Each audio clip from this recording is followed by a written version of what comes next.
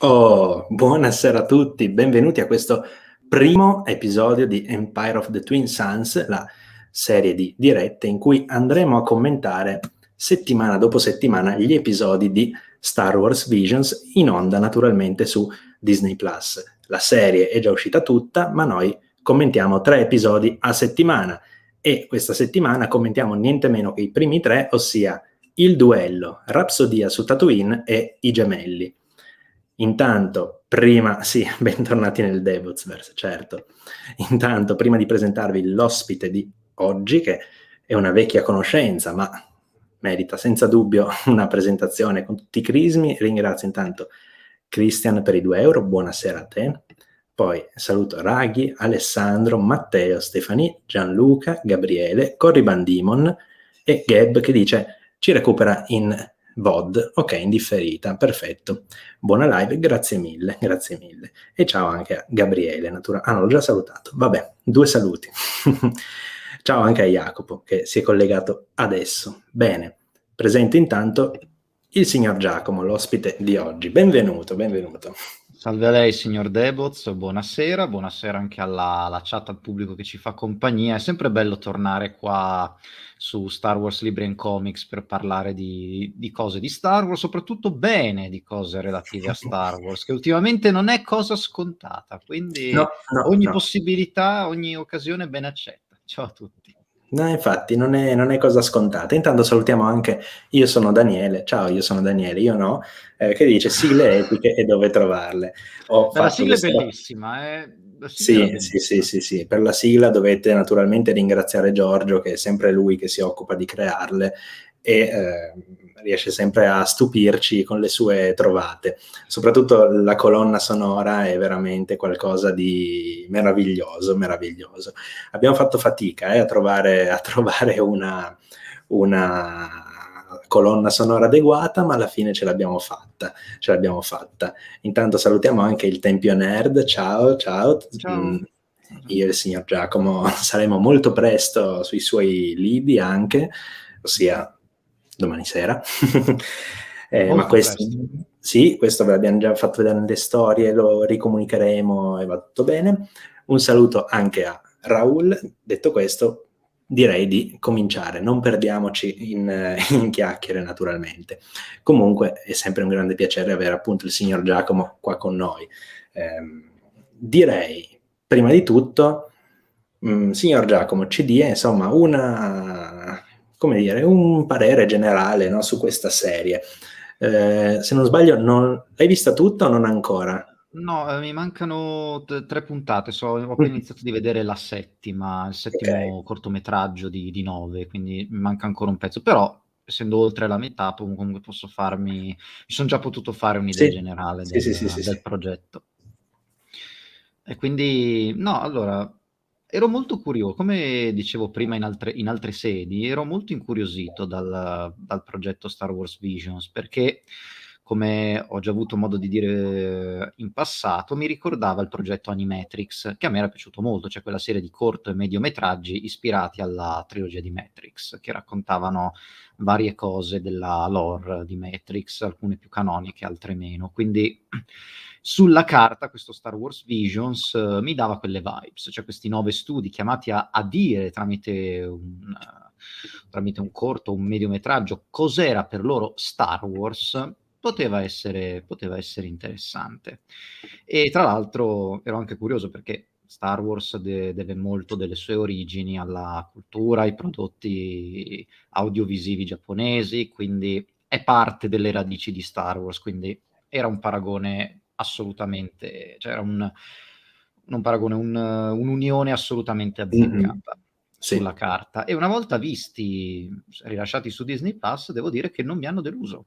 Qualcuno magari mi è piaciuto di meno di altri, ma in generale la percezione che ho avuto è molto molto positiva, è molto buona e si vede che, ecco, una cosa che non ho ancora detto è che si vede che gli studi che hanno realizzato questi mediometraggi, questi episodi, si sono divertiti a farli. Cioè io ho percepito divertimento e piacere nel farlo, nel dare la propria visione di Star Wars in ognuno dei prodotti che sono stati realizzati, persino quelli che, come dicevo, a me sono piaciuti meno. Cioè si vede che questi studi hanno accolto la richiesta di raccontare la loro visione di Star Wars, come loro percepivano una storia nel mondo di Star Wars, con piacere. Si vede che che si sono impegnati e che è un lavoro che hanno amato fare. E di questo non potrei essere più contento, perché le storie che sono state raccontate, il modo in cui sono state raccontate anche a livello visivo, sono molto molto interessanti e in certi casi anche molto, molto particolari.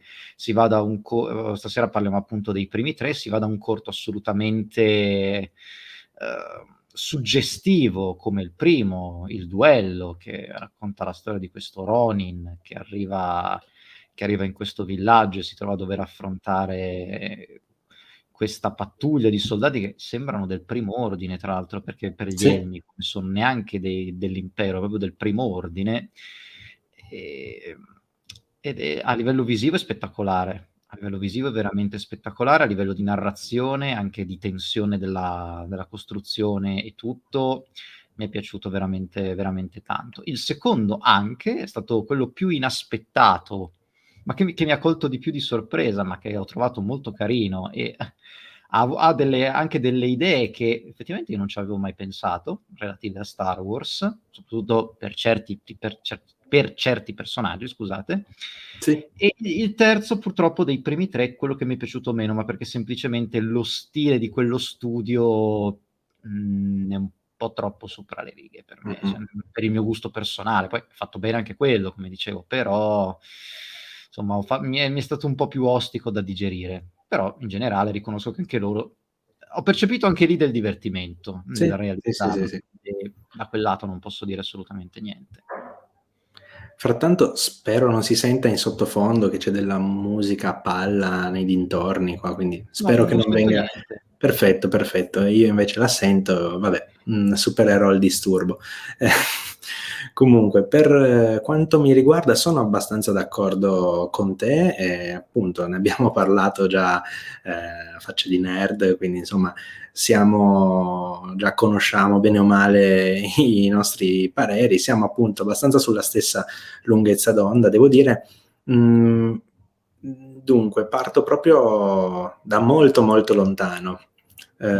Ossia, per quanto riguarda intanto quando è stata annunciata questa serie, ossia l'Investor Day di dicembre 2020, sul momento mi aveva abbastanza effettivamente colpito l'idea. Cioè non avrei mai pensato che perlomeno in tempi brevi avremmo potuto assistere a una serie di Star Wars appunto in salsa anime. Un'idea che sicuramente era molto interessante, ma che poteva anche essere rischiosa, devo dire. Rischiosa perché ci sono anime e anime, sappiamo benissimo, ci sono quelli di qualità, ci sono poi le peggiori trashate, insomma. Come un po' anche per quanto riguarda ovviamente l'animazione e la cinematografia occidentale. C'è da dire che forse quelli più mainstream, possiamo dire, sono quelli della seconda categoria, quelli un po' più trash. E quindi il timore, insomma, c'era. Dopodiché ho perso di vista, ovviamente non ci sono state più notizie per un po' riguardo il progetto, poi invece sono arrivati i primi annunci e da un lato questo timore si era avvivato, ma dall'altro anche con il trailer mi hanno incuriosito parecchio, perché già il trailer mostrava qualche scena, qualche immagine, qualche suggestione che poi viene effettivamente sviluppata, secondo me, molto bene in questa serie. Quindi sicuramente poi do un voto positivo, anche io non l'ho ancora finita, ho visto 7 episodi su 9, però anche in questo caso penso di poter già formulare un giudizio, visto che la maggior parte, insomma, l'ho vista. Poi tra What If, Space Jam, Fondazione, eccetera, non c'è stato tempo per vedere tutto. Comunque, sono appunto abbastanza soddisfatto dell'esperimento, devo dire. Interessante, i corti sono molto ben fatti, soprattutto apprezzo che in una durata comunque molto breve, perché si va, se non sbaglio, il più breve 13 minuti, il più lungo 22, non vorrei sbagliare, ma siamo lì, Sì, insomma. sì, oltre 25 niente, quindi, e tra l'altro Esatto. 2 minuti sono anche di titoli di coda, Sì, quindi... sì, sì, quindi sostanzialmente si va dai poco più di 10 ai 20 minuti, grosso modo. Mi ha sorpreso quanto siano stati in grado di appunto realizzare effettivamente episodi molto densi anche di storia, molto densi di narrazione, ma perfettamente non necessariamente autoconclusivi, cioè tanti lasciano anche la porta aperta a un seguito, però comunque in qualche modo degli episodi che riescono a narrare una storia con un capo e una coda in così poco tempo, cosa che abbiamo visto di recente, serie animate di durata decisamente maggiore non sono state in grado di fare. Parlo appunto di What If, che comunque ha puntate che, togliendo i titoli di coda, saremo comunque sulla mezz'ora, 35 minuti, a seconda un po' anche lì della durata, ma insomma Non ce la sono fanno. abbastanza scricchiolanti, sono abbastanza scricchiolanti. Invece questi mi hanno colpito positivamente. Devo dire che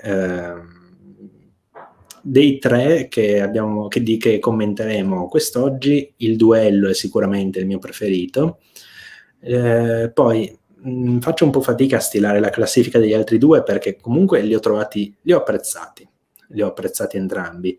Ovviamente non sono sullo stesso livello del duello, però mi spiacerebbe insomma penalizzare uno o l'altro, quindi non mi addentro proprio in una classifica. Dico che più o meno insomma li ho trovati, uno molto più leggero, scanzonato, però anche con un messaggio comunque semplice, per carità, però positivo di fondo, che è sempre bello insomma avere qualche appunto messaggio di positività. L'altro che gioca molto su alcuni parallelismi che andremo ad analizzare nel corso di questa puntata, e che ho trovato comunque interessante. Anche lì sempre c'è questo dualismo tra la luce e l'oscurità, che è ormai un caposaldo della saga, fin dal 1976, quando è uscito il romanzo, perché noi parliamo sempre del 77, ma il romanzo del film è uscito a novembre del 76, È quindi vero. sì, fin dal 76 c'è questa grande distinzione tra il lato oscuro e la luce, ed è stata tutto sommato ben sviluppata. Un'unica, non tanto pecca, ma comunque un'unica clausola che pongo, e che secondo me va fruito a piccole dosi, un po' probabilmente per la densità degli episodi, un po' probabilmente perché comunque è qualcosa a cui non siamo abituati, e che tutto in una sola volta, non so, rischia di creare forse anche un po' di straniamento rispetto a ciò che conosciamo, non saprei dire, non in modo particolarmente negativo, però tutto in una volta non sono riuscito appunto a guardarlo. Comunque tutte insieme sono 2 ore e 37, quindi non poco, però piccole Ma dosi. sì, ma sai perché comunque? Perché ne parlavamo comunque anche Sì, prima, il motivo dello straniamento che ti fa sembrare che siano non pesanti perché sono brutte, ma difficili da acclimatarci, perché sì, pur preservando il cuore di quello che è Star Wars, io in tutti gli episodi che ho visto finora, il cuore di Star Wars l'ho visto e si vede che sì, l'hanno rispettato. Comunque si mettono molto in gioco gli autori di questi episodi, perché ci narrano Star Wars anche in certi punti da certi punti di vista, anche in modi che non abbiamo mai visto, a livello di modo di intendere la forza, di mhm, ambientazioni, di personaggi, di epoche storiche e sì, di atmosfere in cui sono ambientati questi episodi. Quindi è Star Wars, ma è uno Star Wars diverso, non brutto, solo diverso, qualcosa che sì, sì, sì, sì, veramente sì. non abbiamo mai visto. Molto diverso, Quindi, tra l'altro, sì, sì. esatto, quindi ci vuole un po'. Mhm. Cioè, devi mettere un po' in discussione quello che tu ti aspetti da Star Wars. Ecco, ti sfidano molto, ti fanno uscire molto dalla tua comfort zone star Sì, warsiana questi episodi. Fortunatamente, finora posso dire che esci dalla tua comfort zone, ma sei contento di averlo fatto, perché quello che vedi ti fa capire comunque ne valeva la pena. Quindi da quel lato sì, nulla sì, da sì. dire. Sono d'accordo, sono d'accordo. Come consiglio sempre, appunto, cioè come ho consigliato già oggi, secondo me, se appunto volete digerire per bene, no, i vari episodi, 1-2 al giorno, secondo me possono andar bene. Ah-ah. Sì, ma Dunque, infatti sì, prego, no, prego. come dicevamo prima, farli in 3 settimane, 3, 3 e 3, forse sarebbe Sì. stato Modestamente l'idea proviene proprio dal sottoscritto, quindi come sempre se volete farmi firmare un contratto, ci sono. Signora Lucasfilm, avete qui il signor Deboz che ha buone idee, sfruttatelo quest'uomo, dategli un posto.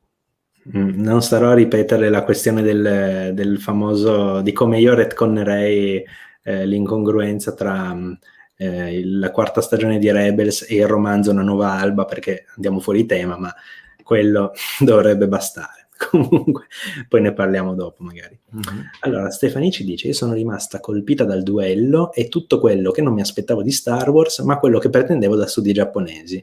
Il resto della serie mi ha riportato alla mia infanzia nei primi '80. Sì, effettivamente alcuni episodi non hanno uno stile particolarmente retro, devo dire, tranne, vabbè, il duello, ma per motivi ovvi che andremo ad analizzare tra pochissimo. Però sì, qualche ispirazione a qualche quelli che chiamavamo i cartoni giapponesi, no? Di qualche anno fa c'è. Sì, vabbè, a parte appunto il sesto che si ispira ad Astro Boy, che è Sì, praticamente Astro Boy in salsa Star Wars, ma lo studio è quello. Per il resto sì, hanno quel sapore retro. Il secondo soprattutto dei tre che vediamo stasera, perché il terzo mi sa sì, più di primi anni 2000, il sì, secondo sì. invece già quello di più mi sa di fine anni 80, inizio anni 90. Sì, sì, sì, poi non sono un particolare esperto, però comunque qualche vibrazione, insomma, passata, l'ho sentita. Ma andiamo proprio, dopo questa premessa, andiamo proprio a parlare del primo di questi tre episodi, ossia il duello. Episodio che fin da subito, insomma, si dimostra particolarmente ispirato allo stesso cinema da cui Star Wars ha preso ispirazione, appunto. Star Wars ha preso ispirazione da due filoni principalmente, ossia quello appunto del cinema cosiddetto Jidaigeki, questo cinema, il famoso cinema di samurai giapponese, no? E poi il cinema western che a sua volta riprendeva il precedente. Quindi possiamo dire che di fatto la principale ispirazione proprio cinematografica è questa, in particolare Akira Kurosawa, e questo episodio richiama appunto La sfida del samurai, film, se non sbaglio, del 61, che ha ispirato poi Per un pugno di dollari del 64. Quindi insomma, una storia, come dicevo, oggi appunto nota non solo al pubblico orientale ma anche a quello occidentale. Insomma, appunto, vorrei il tuo parere su questo episodio, cosa ha funzionato, se c'è qualcosa che invece non ha funzionato, non so, Ma qualunque ispirazione tu abbia. no, allora, mi ha incuriosito molto. Allora, l'impatto grafico e di ambientazione è stato molto forte. Questo pianeta che è chiaramente ispirato al Giappone feudale, a Sì, quell'epoca lì. Però comunque gli elementi Star Warsiani all'interno, nonostante sia molto fedele a quello che è un tipico villaggio giapponese, cioè come ce l'immaginiamo noi in realtà di quell'epoca, è incredibile come gli elementi Star Warsiani, tipo il suo droide col cappello di paglia, il mezzo dei banditi con le armature da Stormtrooper, è incredibile come non stonassero. vero. Cioè, era un contrasto, ma non un contrasto brutto, è un contrasto che sorprendentemente era tutto amalgamato. Forse appunto è il fatto che è in bianco e nero o lo stile di disegno che hanno scelto di adottare. Cioè, non mi sembrava strano vedere quei mezzi futuristici in un villaggio medievale giapponese. Cioè, Mm, paradossalmente funzionava tutto, si amalgamava benissimo. O le spade laser, che poi sì, tra l'altro io quando ho visto l'ombrello spada laser della tizia, mi sono tornato in mente, sono tornato al 2015, anzi al 2014, quando si vide per la prima volta la spada di Kylo Ren nel Sì, primo trailer di episodio 7 con la guardia crociata sì, laser, tutti i meme che erano usciti fuori, quindi eccolo lì il signor Kylo, che purtroppo è sì. stato un Qua bel in versione personaggio, leader supremo. esatto, un bel personaggio sfruttato male, Sì, che del sì, sì. solo poteva essere un gran personaggio in Solo mano a chi meritava sapeva di scrivere. meglio. Esatto, esattamente. E quindi mi son tornati in mente tutti i meme relativi a quella spada laser lì, quando ho visto l'ombrello laser girare. È stato un bel momento. Paradossalmente anche il protagonista era efficace. Soprattutto c'è un bel piccolo colpo di scena. Tu ti aspetti che magari sia un Jedi, ribelle, che non so, non ribelle, che ha lasciato l'ordine, che viaggia da solo, tira fuori la spada ed è rossa. Quindi capisci, forse è una faida tra Jedi oscuri, perché non mi sembravano Sith né lui né lei. Probabilmente si Lei tratta di Jedi però, oscuri. lo dicono appunto, sei una Sith, così, non lo nega, non lo conferma neanche, però poi chiede a lui: "Sei un Jedi?" Quindi, chi lo sa, chi lo sa. Mh, effettivamente sì, Ma però tra l'altro un momento, pensandoci subito, vado a vedere se perché ho il dubbio che forse nei titoli di coda venga identificata come tale. Vado subito a controllare, tu nel frattempo prosegui pure. no, okay. Quindi, è stata resa bene la cosa del villaggio attaccato, che tra l'altro è un tema comune sia in quel tipo di storie giapponesi, basti pensare ai Sette Samurai o alle Mh-mh. 1000 puntate in cui Filoni ha ripreso il concetto sia in Clone Wars che in The Mandalorian, praticamente ha Sì. rifatto la stessa roba in 2 serie diverse. Quindi è un tema molto molto comune. Mi è piaciuto come coreografata lo scontro tra loro 2, che ha indubbiamente richiamato lo scontro su Mustafar, però sulla cascata, quando loro combattono sul tronco. Anche Sì, la sì. colonna sonora è un po' Molto sì. rimaneggiata, ma Sì. ricorda quella di Duel of the Fates Sì, sì, o sì. Battle of Heroes, quelle lì, quelle 2 colonne Sì, che poi in sonore. episodio 3 è un Mh. medley tra Battle of Heroes e Duel of the Fates, quindi sì, sì, sì. Mh-mh. Quindi chiaramente ho apprezzato la citazione, appunto mi piace come è coreografato il duello, i personaggi si muovono bene, mi piace anche la battaglia all'interno del villaggio, è reso bene anche il fatto del robottino, devi ripararlo prima che la teiera, che l'acqua bolla, quindi,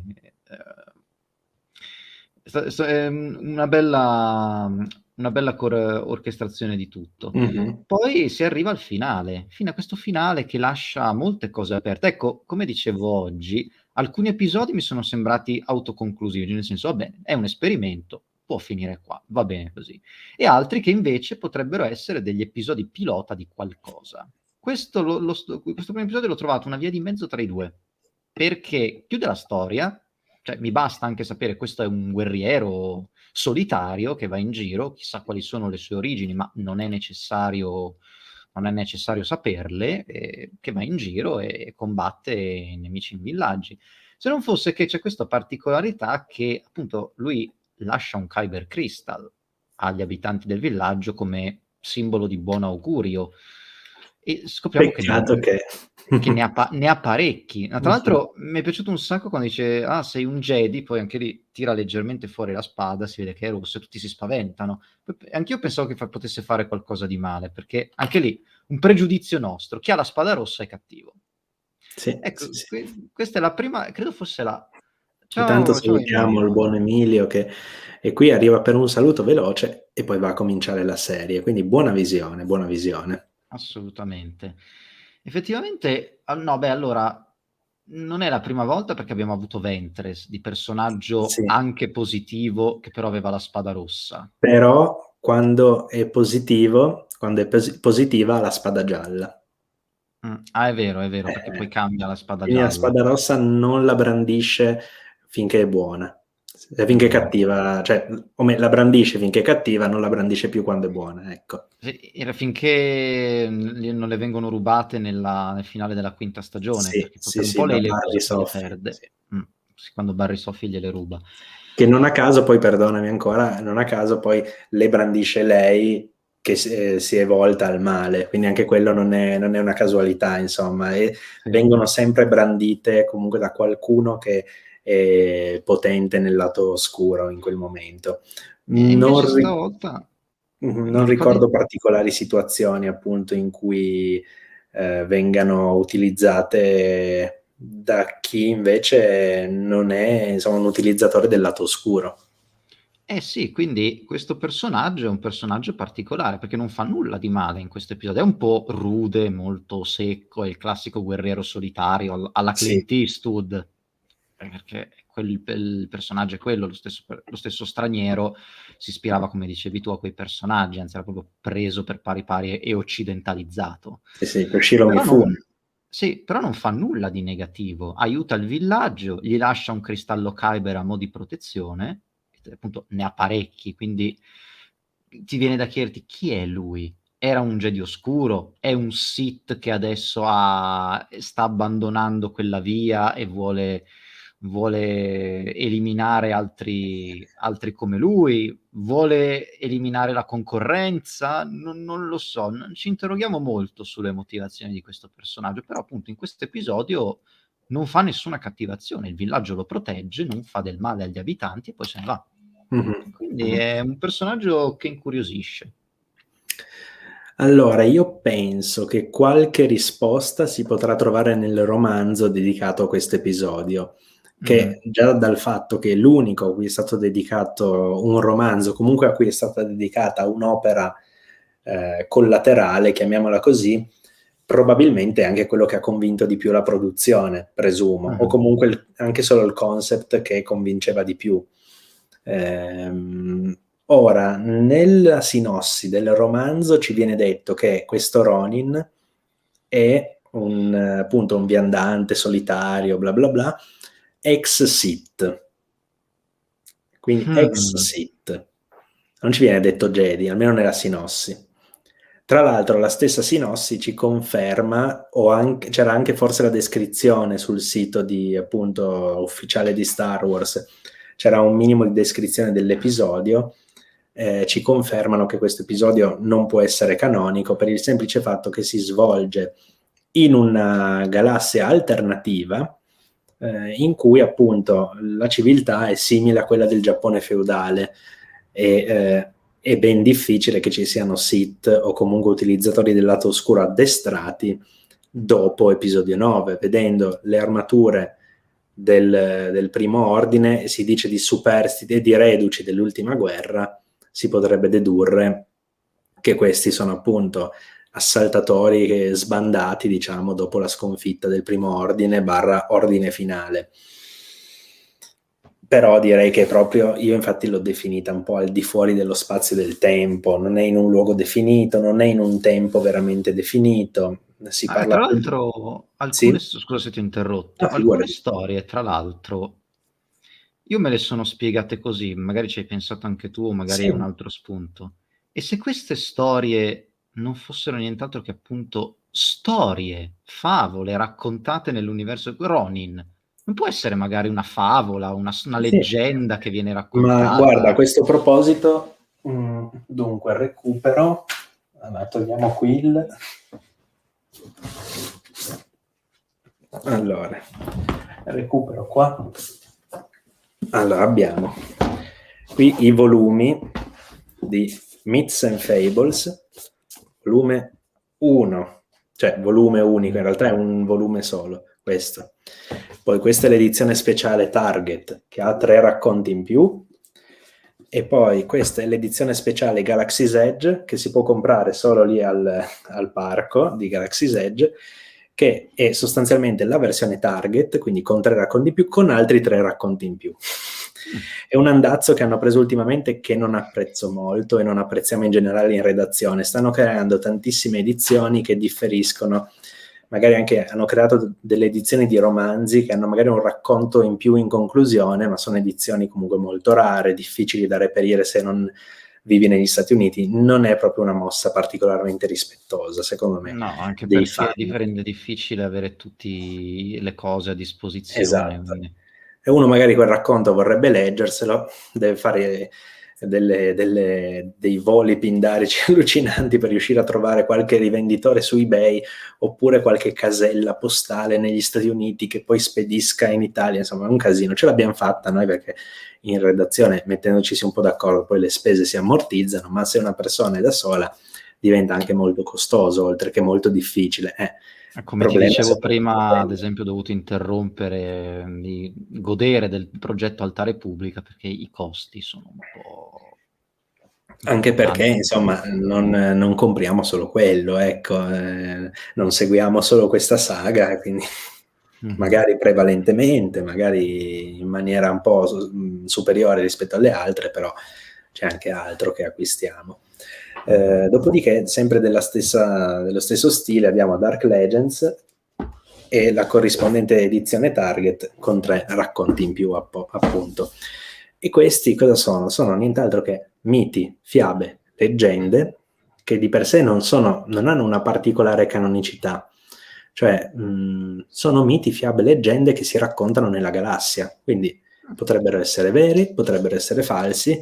Ricordiamoci anche che lo stesso nome Legends dato, no, a tutte le opere precedenti al 2014, a esclusione dei film e della serie The Clone Wars e della miniserie Figlio di Datomir a fumetti, quell'etichetta lì viene data per un motivo, perché è così, ed è stata forse una delle mosse più intelligenti in assoluto che si potessero fare, anziché di fatto buttare dalla finestra 40 anni di narrazione, si è scelto semplicemente di metterli per il momento da parte e dire ok, prendiamo ciò che può essere recuperato e eliminiamo le cazzate che comunque sono parecchie anche, o comunque quelle opere, quelle storie che non fanno parte, non sono più contemporanee, cioè ad esempio la caratterizzazione di Boba Fett che non accetta il sesso al di fuori del matrimonio, capisco magari negli anni '80, ma già all'epoca era un po' così, ma adesso maggior ragione, insomma, cozza un po'. E allo stesso tempo però lui stesso aveva un figlio a 14-15 anni, qualcosa del genere, cioè anche quello è rimosso perché sono cose che al giorno d'oggi insomma non si possono più fare. Comunque anche questa è un'idea molto intelligente perché, come tra l'altro è stato anche ribadito poi nella seconda stagione di Rebels, con una delle frasi più proprio meta televisive in questo caso, che abbiamo mai trovato in Star Wars, no? C'è sempre un fondo di verità nelle leggende. È effettivamente così. Tutto ciò che più o meno può essere poi coerente verrà recuperato senza dubbio, e questa potrebbe essere una leggenda o una fiaba o qualcosa raccontata nella galassia. Sì, appunto, che tanto lo dice la premessa stessa di Star Wars, tanto tempo fa in una galassia lontana lontana, magari in un futuro, nella nostra epoca, in quella galassia c'è ancora quel villaggio che dice una volta qui tanti anni fa arrivò un guerriero che ci protesse, che ci diede protezione dai briganti. Quindi appunto io ci ho pensato appunto mentre guardavo, poi non ne parliamo stasera, del 6º episodio, soprattutto per la location, dicevo ma queste storie appunto possono essere storie, cose, favole raccontate nei vari pianeti, e una volta assodato questo diventa anche più facile questo dibattito, è canon, non è canon, ma se sono storie della buonanotte per i bambini, non è più semplice così? Ma è anche del resto una delle scuse, quella forse un po' meno azzeccata, però tant'è che hanno utilizzato anche per giustificare ad esempio il famoso retcon di Kanan, no? Sono 2 versioni della stessa storia. Di per sé, come ad esempio dicevano, è come eventi storici che 2 cronisti narrano in maniera diversa, no? Con qualche lieve differenza. In realtà di base sappiamo cosa è successo, cioè Kanan è stato protetto da Depa Billaba, è stato invitato a scappare, cioè gli ha ordinato di scappare lasciandola indietro, eccetera, eccetera. Lei è morta sacrificandosi per lui. Su Kaller, tra l'altro su quel pianeta lì, c'erano questi determinati personaggi, però qualcuno dice che è avvenuto la sera dopo una battaglia, qualcuno dice che è avvenuto invece immediatamente dopo la battaglia, quando era ancora giorno. Vista così, ci può anche, è un po' paraculo, però Ci può anche stare, ci può anche stare. Ci sta meglio per questo tipo di narrazione, sicuramente. Questo è fuori da ogni dubbio, insomma. E tra l'altro, se volessimo espandere un po' di più questa visione, no? Appunto, visione, non a caso, visions sono visioni, non solo come visioni, come appunto come questi studi vedono Star Wars, ma anche proprio dei flash, no? Dei lampi, proprio dei scorci di galassia che potrebbero essere persi nella leggenda, persi nello spazio e nel tempo, no? E appunto, dicevo, se volessimo espandere un po' questa visione, nel romanzo si parla di un impero in cui i Jedi sono appunto, i cavalieri protettori, no, dell'impero, un po' come i samurai erano i protettori dell'impero giapponese, ma semplicemente si potrebbe pensare che secoli dopo la storia che noi conosciamo, no, appunto, la realtà dei fatti si sia andata confondendo, no, tra leggende, racconti popolari, eccetera, e alla fin fine, anziché l'impero che ha sterminato i Jedi e i Jedi che erano cavalieri della Repubblica, in qualche modo la tradizione orale, no, abbia tramandato invece i Jedi che erano i cavalieri dell'impero. Quindi sì, esatto. sarebbe anche molto interessante, no? Pensare, sì, è una storia che narrano magari 1000 anni dopo. E tra l'altro non richiama tra l'altro una delle prime versioni della sceneggiatura in Sì, cui i Jedi erano una roba del sì, genere sì, sì, sì, sì, sì, praticamente. sì. Allora sì, no, allora non mi Sì, sì, ricordavo. che tra l'altro c'era la capitale dell'impero, se non sbaglio si chiamava Aquile. Aveva un nome molto particolare, Aquile, scritto Aquilae, come in latino. Sì, sì, Lucas aveva idee molto particolari, ma analizzando le varie sceneggiature, le varie bozze della sceneggiatura, si scoprono veramente delle chicche, perché poi è vero che c'è quella che vediamo nel fumetto, anche Le Guerre Stellari, che tra Sì, l'altro abbiamo trattato nel video dedicato a Infinità, quindi andatevelo a recuperare, video fatto da Giorgio, uscito circa una settimana fa, se non sbaglio, quindi ancora abbastanza recente. Comunque, al di là di questo, ci sono state altre bozze di sceneggiatura che sono disponibili, si trovano online e sono molto molto diverse, molto particolari, molto strane anche alcune. io ne avevo alcuni scampoli nel libro Come Star Wars ha conquistato l'universo, Ah non so se sì, sì, sì, sì, sì. che racconta tutto il processo di produzione, ma era un libro molto interessante, Sì, parlava sì. anche di cose come la nascita del gruppo cosplay, la 501esima, e Ah, appunto sì. faceva vedere i vari passaggi delle sceneggiature, con delle robe che a pensarle oggi diremmo, ma ammazza, oh.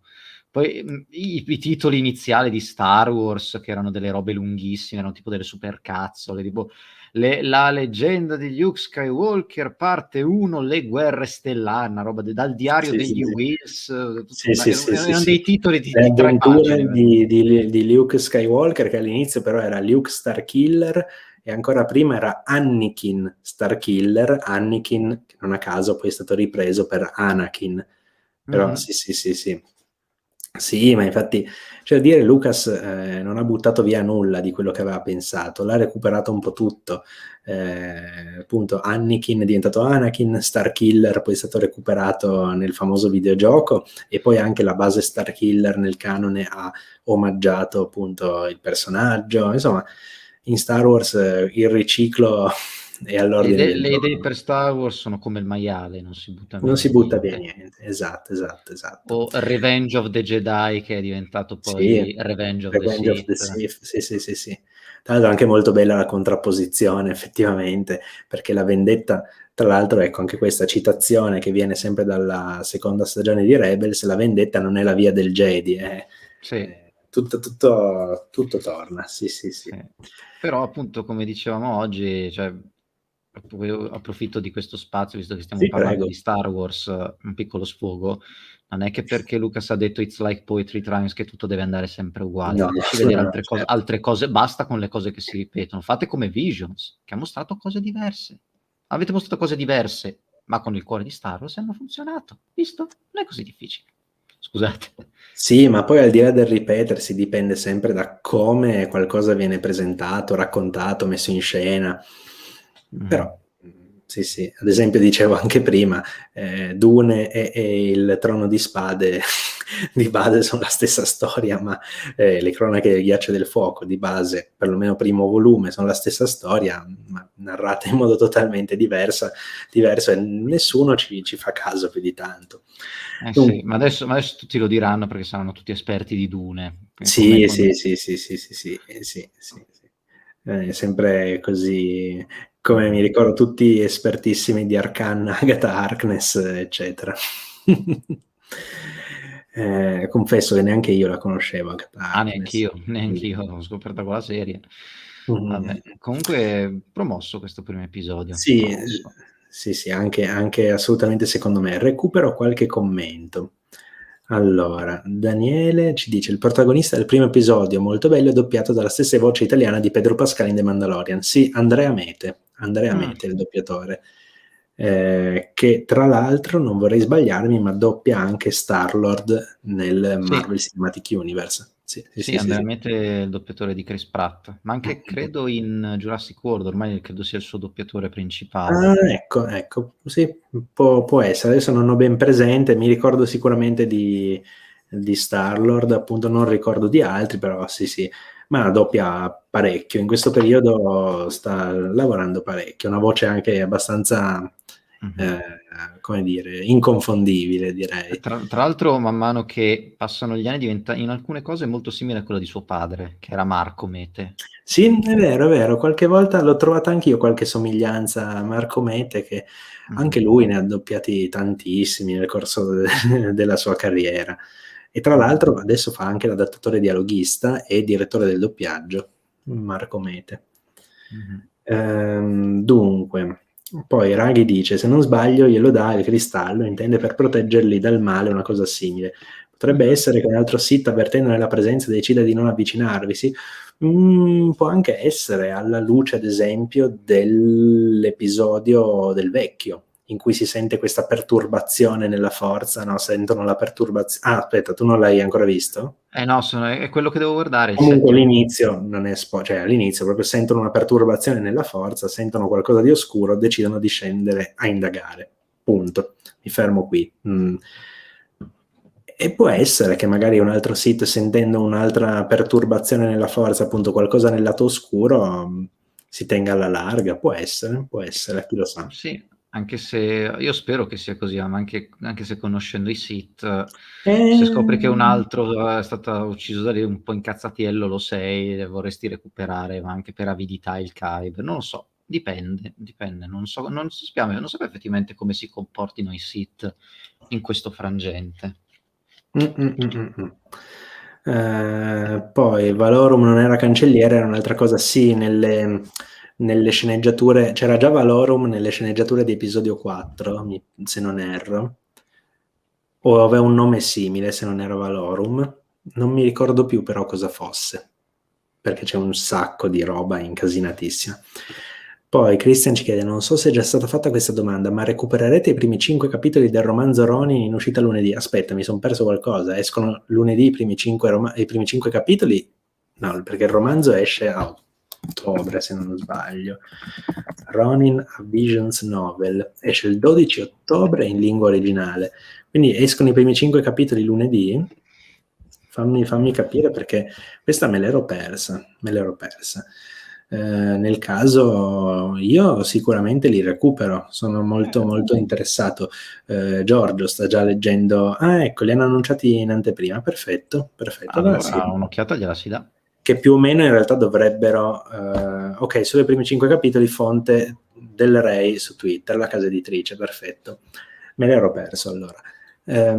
Comunque in realtà penso siano quelli che adattano l'episodio, sostanzialmente, perché Giorgio sta leggendo il romanzo e perlomeno all'inizio viene adattato l'episodio, poi si espande naturalmente. Il romanzo appunto andrà a espandere questo universo. E sono curioso comunque perché appunto Giorgio non lo sta apprezzando più di tanto, da quel che so, ma sono molto curioso di sentire, insomma, cioè di leggerlo poi di persona, vedere se effettivamente in qualche modo riesce a ricreare e anche a rispecchiare l'immaginario creato dall'episodio. che è molto Vediamo. particolare. Chissà se c'è anche qualche spunto in più riguardo proprio alla mitologia dell'universo, qualcosa che ci, no? Qualcosa che ci aiuti anche a capire magari la collocazione, chi lo sa. Magari che aggiunga qualche informazione su cosa è successo in quest'ultima guerra di cui parlano, chi lo sa, chi lo sa. Capire di quale guerra soprattutto. Sì, sì, sì, esatto, esatto. Io penso che comunque si tratti sempre della guerra tra Primo Ordine e Resistenza, vedendo le armature. Però, chi lo sa, chi lo sa. Niente, più o meno penso che il primo episodio l'abbiamo grosso modo coperto. Non so se hai qualche altra osservazione da fare, appunto, o se invece possiamo passare al secondo. No, credo che abbiamo detto tutto. Se penso agli aspetti che volevo toccare, sì, penso che abbiamo toccato tutto. Sì, sono d'accordo anche io. Penso più o meno di aver detto tutto ciò che c'era da dire, al massimo aggiungiamo dopo. Poi ovviamente se voi nella chat avete domande, fatele pure. Male che vada ripeschiamo, insomma, comunque leggeremo. Ovviamente se non volete rischiare che la vostra domanda, no scherzo, le leggiamo quasi, cioè tutte o quasi, a meno che proprio non ce le perdiamo. Stavo per fare la marchetta delle super chat, ma però vi ricordo che ci sono. L'angolino dell'autopromozione, come dice il Sì, Salvatore. sì, ma non mi permetto di rubare il copyright, ci mancherebbe. Bene, secondo episodio. Allora, questo secondo episodio, Rapsodia su Tatooine. Io onestamente mi aspettavo una grandissima trashata da questo episodio, magari anche simpatica, ma una grandissima trashata. E invece mi ha sorpreso, perché non è così, almeno per quanto mi riguarda. Tra l'altro, sì, Daniele, ma torniamo a Visions e Raghi mostra l'emoji di Watto con la mente Solo ossessionata. money. Sì, esatto. Trucchi di mente non attacca con me, solo money. Sì. Profitto. Vi ricordo, tra l'altro, a proposito di profitto, che queste emoji sono esclusive per gli abbonati, quindi 1,99 al mese, avete ben 4 emoji per ora 4. Poi chi lo sa.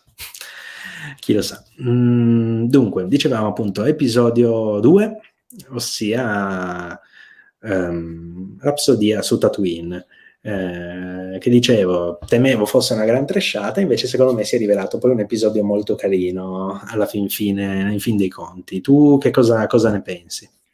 Stessa identica cosa. Cioè, inizialmente pensavo fosse una roba abbastanza stupidina, invece appunto, è stata una bella sorpresa. È stata una bella sorpresa, un episodio carino e questi personaggi li rivedrei volentieri in eventuali altri prodotti. Mi piacerebbe saperne di più sulla loro storia e ha dato degli spunti che non mi aspettavo. Ad esempio, sfido chiunque a pensare che un Padawan fuggitivo superstite dall'ordine 66 potesse reinventarsi frontman di una band.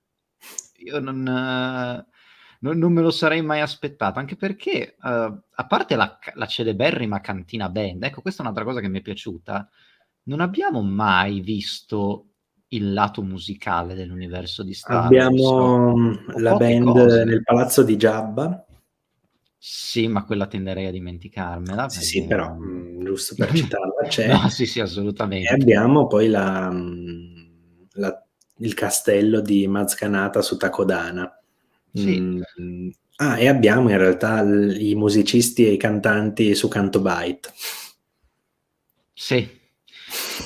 Però appunto sono cose che sono di contorno, a parte, vabbè, alcune cose diventate iconiche, ma non abbiamo mai avuto approfonditamente Anche in solo ci sono i è due vero, anche cantanti. è vero, il lato musicale di Star Wars, tipo un abitante della galassia lontana lontana, cosa ascolta nel tempo libero? Cioè, che musica si fa nell'universo di Star Wars, a parte quelle robe che abbiamo sentito?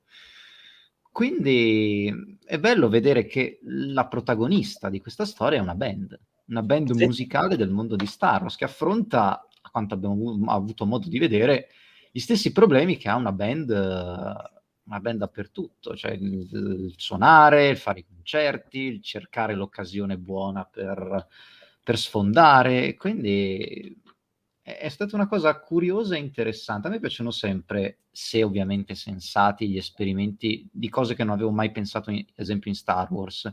E questa è stata una graditissima sorpresa. Tra l'altro mi fa morire il batterista, che è questa razza con 3 busti, uno in fila all'altro, che quindi può suonare una Bellissimo, batteria a sì, sì, sì. 360 gradi.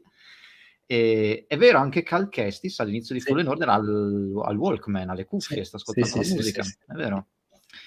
E quello è un lato che mi piacerebbe, le cose di vita quotidiana del mondo di Star Wars, a me incuriosiscono sempre, perché sì, questa grande storia di Cavalieri Jedi, la Forza, ma la galassia è piena anche di persone comuni, che magari fanno un lavoro comune con una famiglia, che Che hanno del tempo anzi libero. sono il 99,9999% e noi vediamo sempre quello Sì. 0,0000001%. Sì, sì, sì. Quindi ogni volta che si approfondisce un aspetto della vita quotidiana della galassia di Star, io impazzisco, perché mi piace Sì, vedere sì, sì. scene di vita comune in questo universo mitico.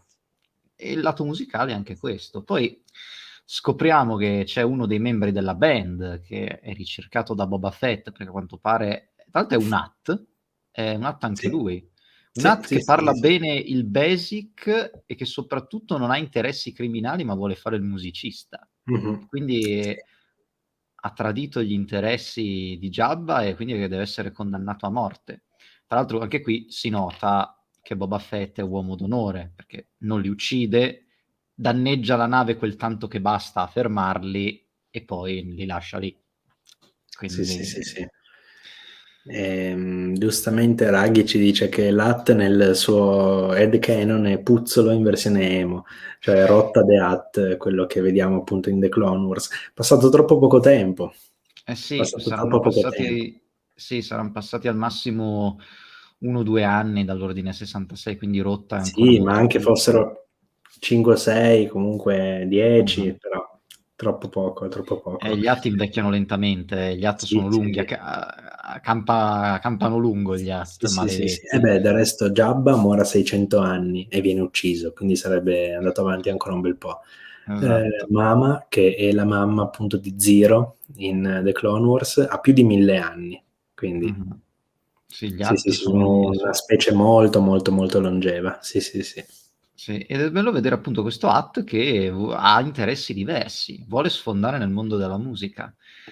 E tra l'altro dicevamo sempre che il tema comune sono i Kyber e le spade. La cosa bella di questo episodio, che a pensarci è una cosa molto bella, che lui converte la sua spada laser in un microfono per Sì, farsi sentire da tutto Tatooine quando fanno il concerto.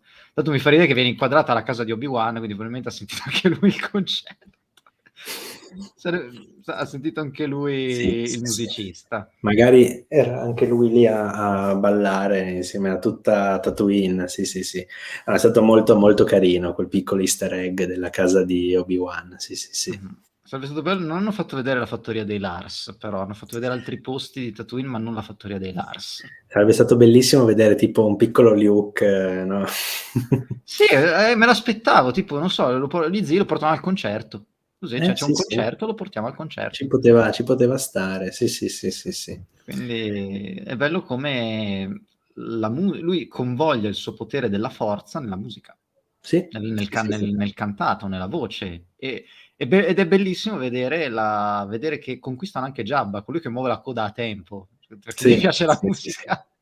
Sì, sì, E- sì, sì, esatto, esatto. E Giabba sappiamo non è proprio uno che, insomma, come dire, non è uno clemente, non è uno che si lascia smuovere facilmente in questo modo. Mhm. Tra l'altro, a proposito di persone che convogliano la forza nella musica, abbiamo Avar Chris. È vero, perché lei vede la Sì. forza come la musica. Sì, È sì, una sì. bellissima immagine. Il canto della forza, sì, sì, sì. Il Mm. canto della forza che lei attraverso il quale appunto lei sente sostanzialmente ciascun Jedi, ciascun utilizzatore della forza, insomma, come una nota che va a comporre questa melodia, questo canto della forza. È una anche lì molto suggestiva come visione, Ma in High Republic, per quel poco che ho letto, sono stati bravi, come in altri progetti, a darci nuove visioni della forza, anche sì. lì, come ogni Jedi la vede. Sì, sì, sì, quello molto, molto interessante. E il buon Charles Soule, anche in maniera un po' ironica, ha detto come secondo lui Anakin vede la forza. Soule ovviamente è uno dei 5/6, 6 perché uno sostanzialmente ha scritto in subappalto, però è uno dei 5 autori comunque coinvolti nel progetto Alta Repubblica. E Saul stesso ha detto che a suo parere, appunto in modo anche un po' ironico, Anakin vede la forza come un immenso deserto in cui ciascuno è un granello di sabbia. Che è vero che lui odia la sabbia, però ironico, però neanche troppo, cioè secondo me ci sta, io lo vedo comunque con un rapporto un po' turbolento con la forza Anakin, e comunque non dimentichiamoci che per quel motivo che è stato separato da sua madre, insomma, e anche il suo rapporto comunque con il lato oscuro, non lo so, secondo me non è del tutto peregrino come Anche perché, accostamento.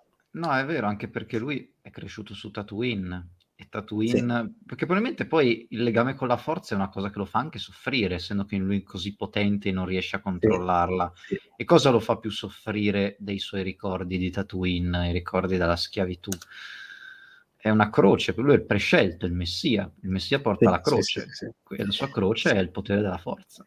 Sì, ma Questo è anche il suo. appunto comunque il rancore nei confronti dell'ordine Jedi che lo tiene in qualche modo a freno, no? E secondo me è un'idea comunque non così stupida, appunto. Qui-Gon non doveva morire, solo Qui-Gon lo poteva addestrare. Ne parliamo Sì. domani, ma Ne parliamo, sì, sì, sì. solo Qui-Gon lo poteva Sì, capire. sì, sì, sì, esattamente, esattamente. Ma torniamo a Visions, come Uh-huh. qualcuno diceva prima. Anzi, prima sempre Raghi ci ricorda c'è anche l'inno dell'impero sia in Solo sia in Rebels che sì, è remixato dalla marcia imperiale, tra l'altro in due modi diversi. In Rebels è trasposto in un modo molto simile a quello della colonna sonora, in Solo è la colonna sonora ma in chiave maggiore anziché minore, e cambia poco ma cambia tanto. Sì. Sì, Beh, sì, sì. cambiare la chiave fa tanto, Sì, basti sì, fa vedere, tanto. cioè, mi spiace menzionarlo, ma in episodio 9 Williams è riuscito a dare un tema a Ben Solo cambiando la chiave del tema di Kylo Ren, cioè Mhm. in una chiave più alta, e improvvisamente diventa un tema positivo. Sì, sì. Sono le stesse note ma in chiave più alta, e cambiano, Ma come distribuite anche dai personaggi. la colonna sonora del festeggiamento in episodio 1 alla fine, no? La celebrazione della vittoria contro i separatisti, sì, non sono ancora separatisti, contro la federazione dei mercanti, la musica e il tema di Palpatine in chiave maggiore anziché minore. Mm. Accelerato, poi le voci bianche, no? Lì che cantano sulle note del tema di Palpatine in chiave maggiore anziché minore, accelerate poi. Oppure anche nel momento della morte di Anakin, il tema imperiale è suonato con l'arpa, semplicemente in modo più Mhm. dolce. Sì, È sì, lo sì, sì. stesso tema, ma più dolce. Sì, sì, sì, sì. Dunque, è già stata fatta la versione da 10 ore di Boba Fett che muove la testa a tempo di musica? Non lo so, potrebbero anche averla già fatta, ma se non l'hanno già fatta la faranno. Sul web, prima o poi si trova tutto. Sì, La regola 34 non vale solo per quel determinato ambito, vale per esatto. tutto. Esattamente. Come Che vale per probabilmente, quello, vale anche per la versione da 10 ore. Se esiste qualcosa, esiste la versione da 10 ore di quella cosa. Sì, sì, sì, sì, sì. devo dire, c'è quella di Gandalf che muove così la testa, Esatto, probabilmente non ci sia Boba pensavo proprio a Fett. quella, perché è quella forse più famosa Sì. delle versioni da 10 ore. E comunque sappiamo che lui non è insensibile alle cose così, tipo la musica, immagino che gli piaccia. Mm, Quindi.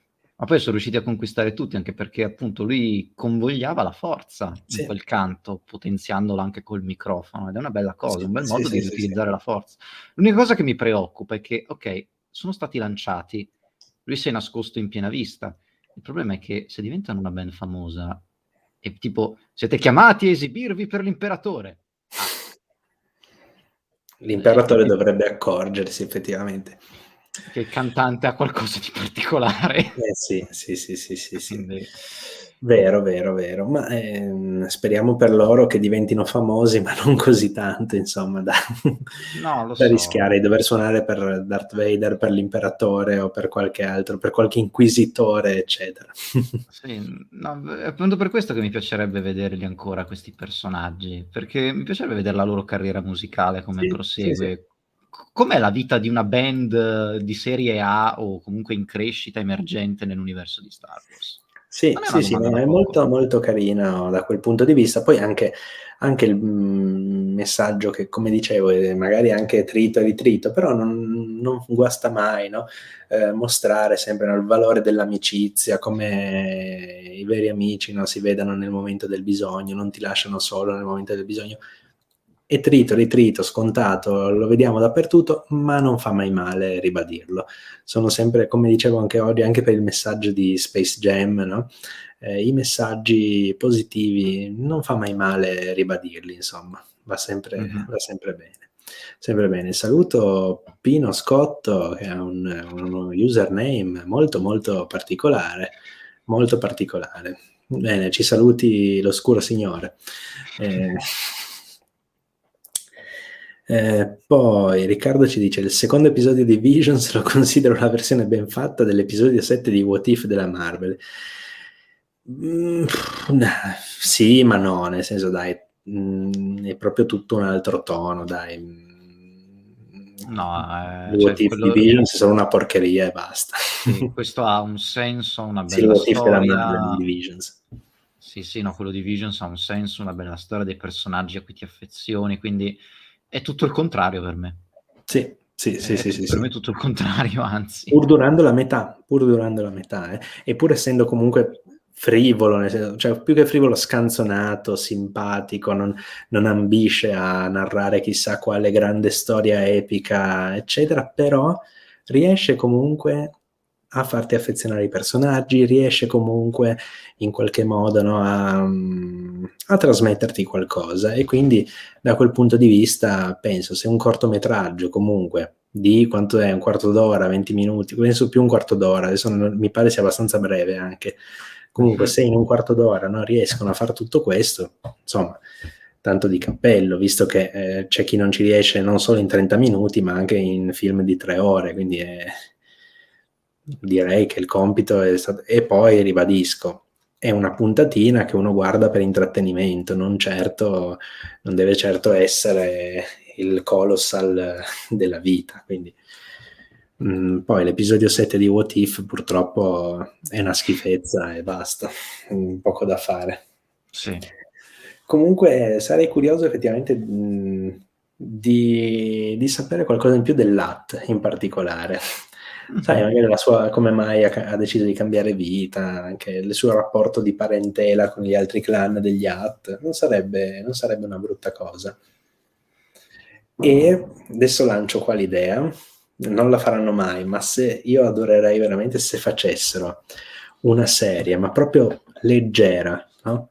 Una serie a fumetti, leggera per bambini anche volendo, con questi personaggi sullo stile della serie recente dedicata al Power Pack della Marvel. Non so se conosci i Power Pack, Mm. sono 4 fratelli che, vabbè, ricevono dei superpoteri e devono in qualche modo, loro tengono nascosta la loro identità ai genitori, ma nel frattempo si inventano tutte le scuse possibili per scappare di casa perché devono andare a combattere il male, no? È Mm. molto carina la serie, l'ultima serie che hanno fatto, appunto, io li ho letti perché li trovo molto molto simpatici, e quando uno vuole una storiella molto tranquilla, no, per rilassarsi un po', secondo me sono l'ideale. Ok. Quest'ultima serie realizzata a dei colori pastello, no? Molto proprio molto variegati, molto coloratissima, molto simpatica, scanzonata. Secondo me una serie del genere, appunto, ci starebbe come stile.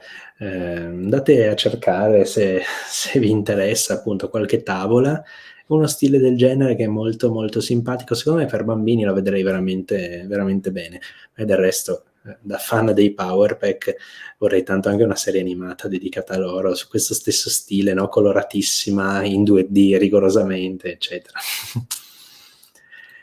E niente, quindi apprezzerei, insomma, una storia, appunto, magari ogni numero è, che ne so, l'esibizione della settimana, ma ogni volta c'è nel frattempo un caso, tra virgolette, chiamiamolo un caso, un mistero, un ostacolo, no, da superare, appunto, il caso da risolvere, sarebbe anche carino. Poi doveva essere un'esecuzione, sì, un'esecuzione però non musicale, un altro tipo di esecuzione doveva essere in origine, sì, sì, sì. Tra l'altro le esecuzioni adesso le fanno all'arena, al circuito degli Sì, a Bunta Eve, sì, sì, sì. Anzi, non sono sicuro che Bunta Eve, perché sapendo che Eve vuol dire vigilia, non sono sicuro che Bunta Eve sia il posto. Comunque, quel posto lì, insomma. Potrebbe anche essere, controllo un attimo, che non vorrei fosse invece una festività o qualcosa. Sì, infatti è una festività Bunta Eve, vedi? Ah, Sì, sì, sì. Festività annuale celebrata nel pianeta desertico di Tatooine. Sì, sì, sì. No, è bellissimo questo. Durante, vabbè, gli ultimi decenni della vecchia Repubblica, che onorava l'ascesa di Bunta Estilic Shadru al rango di divinità. Questo, ma chi è? È un At, per forza. Bunta Estilic Shadru è un At, sì. At che ascese al rango di divinità. Bellissima questa cosa, la scopro ora. È tutto da un dubbio, pensate, è tutto dal dubbio relativo al nome. Bellissimo, bellissimo. scoperto una festa di Tatooine. Sì, sì, sì, sì. Fighissima sta roba. Dov'è che viene raccontata? Dunque, vediamo un po'. Fonte numero... Ah, Absolutely Everything You Need to Know. Ok, quindi tutto quello che non sai è in italiano, l'enciclopedia. Allora poi vado a vedere perché ce l'ho qui da qualche parte, quindi vado a recuperare a vedere. Eh sì, infatti, una festività in onore di Bunta de Hat, vedi? Matteo già lo sapeva. Matteo, lui è un divoratore soprattutto di artbook, eccetera, magari è presente in qualche artbook. Combatté contro Xim il Despota. Ah, Scopriamo interessante. tutta la storia di Tatooine adesso, Però tutte le attenzione, leggende. Xim è vero che è stato canonizzato nell'enciclopedia di Solo, ma esatto, nel Legends succede questo. Bunta esiste anche nel canone, ma non si sa nulla se non che è asceso al rango di divinità. Xim anche non si sa nulla se non che era un conquistatore, bla bla bla. E tra l'altro Xim vissuto, se non sbaglio, prima ancora della Repubblica, quindi circa 25.000 anni prima della battaglia di Yavin. Interessante, vado poi a cercarmi la storia perché questa non la conosco onestamente. Tutto questo, ok, per cercare però come si chiama il maledetto posto in cui si tiene la Bunta Eve Classic. Cerchiamo subito. Bunta Eve Classic.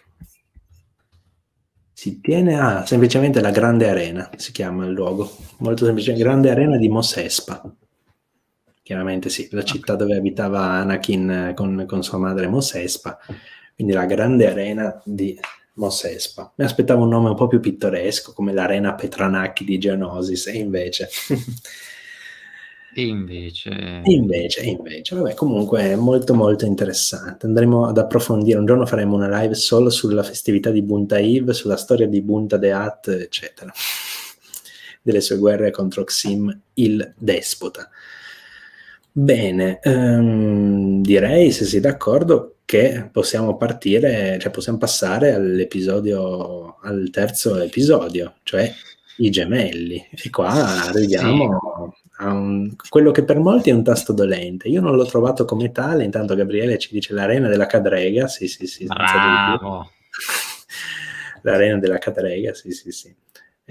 Sicuramente gli At tendevano tranelli, no? Prenda pure una Cadrega, no? Ecco, per capire se gli altri erano malviventi o meno. Esatto. Arriviamo dunque all'episodio dei gemelli, quindi insomma ti chiedo di nuovo, Tanto questa live è tutta un chiederti, e ti chiedo appunto di nuovo i tuoi pareri su questo episodio, che secondo me, aggiungo solo questo, dal punto di vista dell'utilizzo della forza, forse dei tre potrebbe anche essere uno dei più interessanti, anche se qualcosa di particolare, di strano. Interessanti, ma secondo me troppo esagerati. Cioè, questo per me, mi si perdoni la battuta, ma questo Sì? per me è Star Wars visto da uno che si è appena sparato un citrone. Scusate il francesismo, ma questa cioè, è Star Wars quando non sei molto, molto lucido, perché è cioè, lo so che è lo stile dello studio, però è Sì. tanto esagerato, cioè veramente una roba che cioè, dici ma che cosa sto guardando? Cioè, si sono messi a tavolino e hanno detto scateniamo i poteri della forza, tutte le robe, cioè questi che respirano nello spazio, questo che taglia a metà lo Star Destroyer come qualcun altro. Noti quando l'ho vista Beh, ha fortissime ispirazioni a quel film. Certo, ma anche purtroppo al nono con il laserone. Cazzo, ce l'hanno gli imperiali se non costruiscono almeno eccolo lì il signor Kylo Ren. No, cioè gli imperiali se non costruiscono almeno una super arma a generazione non sono contenti. Cioè, alla terza non l'hanno ancora capita che non funzionano quelle armi, che c'è sempre un punto Ma debole. poi questo ha un funzionamento allucinante, ma ne parliamo tra un momento. Sì, cioè tramite la nostra forza e il Kyber Crystal gigante canalizziamo tutto e distruggiamo. Ma neanche il dottor Male, cioè, ne siamo ai piani del dottor Male qui. Cioè. Vogliono chiedere il riscatto di 1 trilione di crediti, non lo so, vabbè, quello che. Ma poi, perdonatemi, ma l'utilità di mettere sto coso in mezzo a 2 Star Destroyer legati? No, cioè anche la logistica mi sembra un po' problematica. Poi, allora, vabbè, ripeto, è lo stile dello studio, me l'han spiegato poi, quindi loro fanno Sì. abitualmente cose così. Quindi, vabbè. Lo capisco, però l'ho trovato veramente troppo esagerato. Cioè, questi che si piantano il Kyber nell'armatura, lei che diventa il generale Grievous. Niente, signor Kylo, me lo vedo molto interessato questo episodio, lo vedo partecipe. Sì. Quell'altro, ma poi questi che respirano nello spazio, ma quando mai si è visto una roba del genere? Questi che respirano nello spazio, ok, sai che sei potente nella forza, ma credo che nemmeno Yoda potesse respirare nello spazio, o Palpatine. E questi chi cazzo sono? Da dove sono venuti fuori? Cioè, ripeto, ma abbiamo soprattutto riguardo alla respirazione nello spazio la perla delle perle, perché loro due non usano nulla per respirare nello spazio, ma il droide si mette il casco. È vero, ma poi soprattutto lui sopravvive a un salto nell'iperspazio senza protezioni, cioè questo è sul becco dell'ala X quando salta nell'iperspazio ed è fresco come una rosa.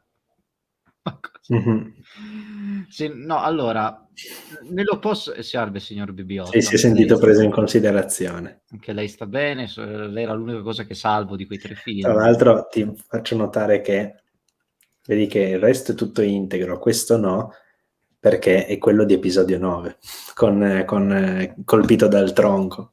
Non ci avevo fatto Hanno fatto proprio il fanco apposito. Sì.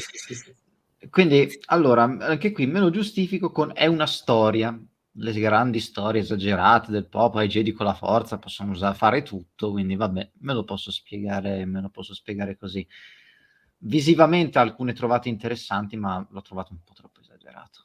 Cioè, veramente troppo. Per il mio gusto, parlo del mio gusto personale, ma veramente troppo esagerato, troppo, cioè, veramente troppo. Non lo so che sto ripetendo, ma è l'unica parola che mi viene in mente relativamente a questo episodio. Veramente hanno schiacciato sull'acceleratore di qualsiasi cosa, quindi ok, complimenti per averci dato la vostra visione di Star Wars, però la prossima volta se potete farlo da sobri mi fate un favore. No, vabbè, sto scherzando.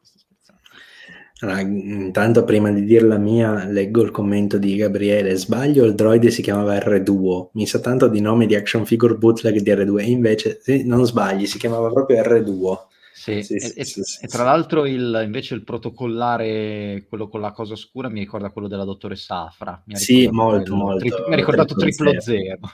Sì, sì, sì.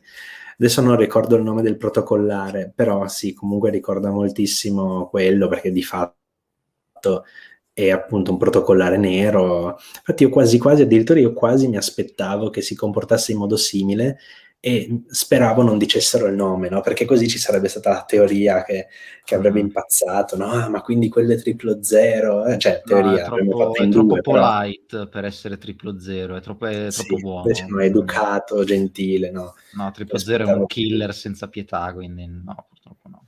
Sì, sì, sì, sì. Dunque, Riccardo dice: comunque l'episodio per me spiega meglio l'origine dei due gemelli, al contrario di episodio 9 che cerca di spiegare come Palpatine è sopravvissuto.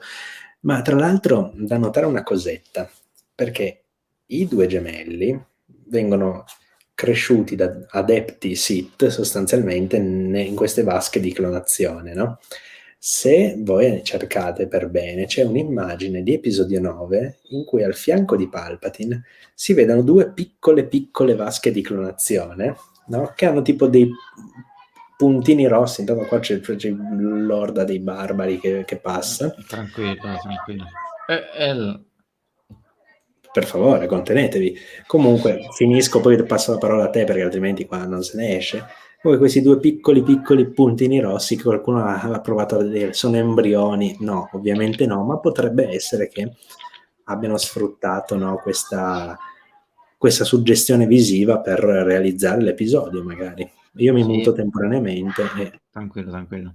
È una miseria, cioè, no, questi mi sa che sono i gemelli che non erano contenti di quello che ho detto, stanno venendo vogliono chiedere a te dove abito, così vengono a prendermi.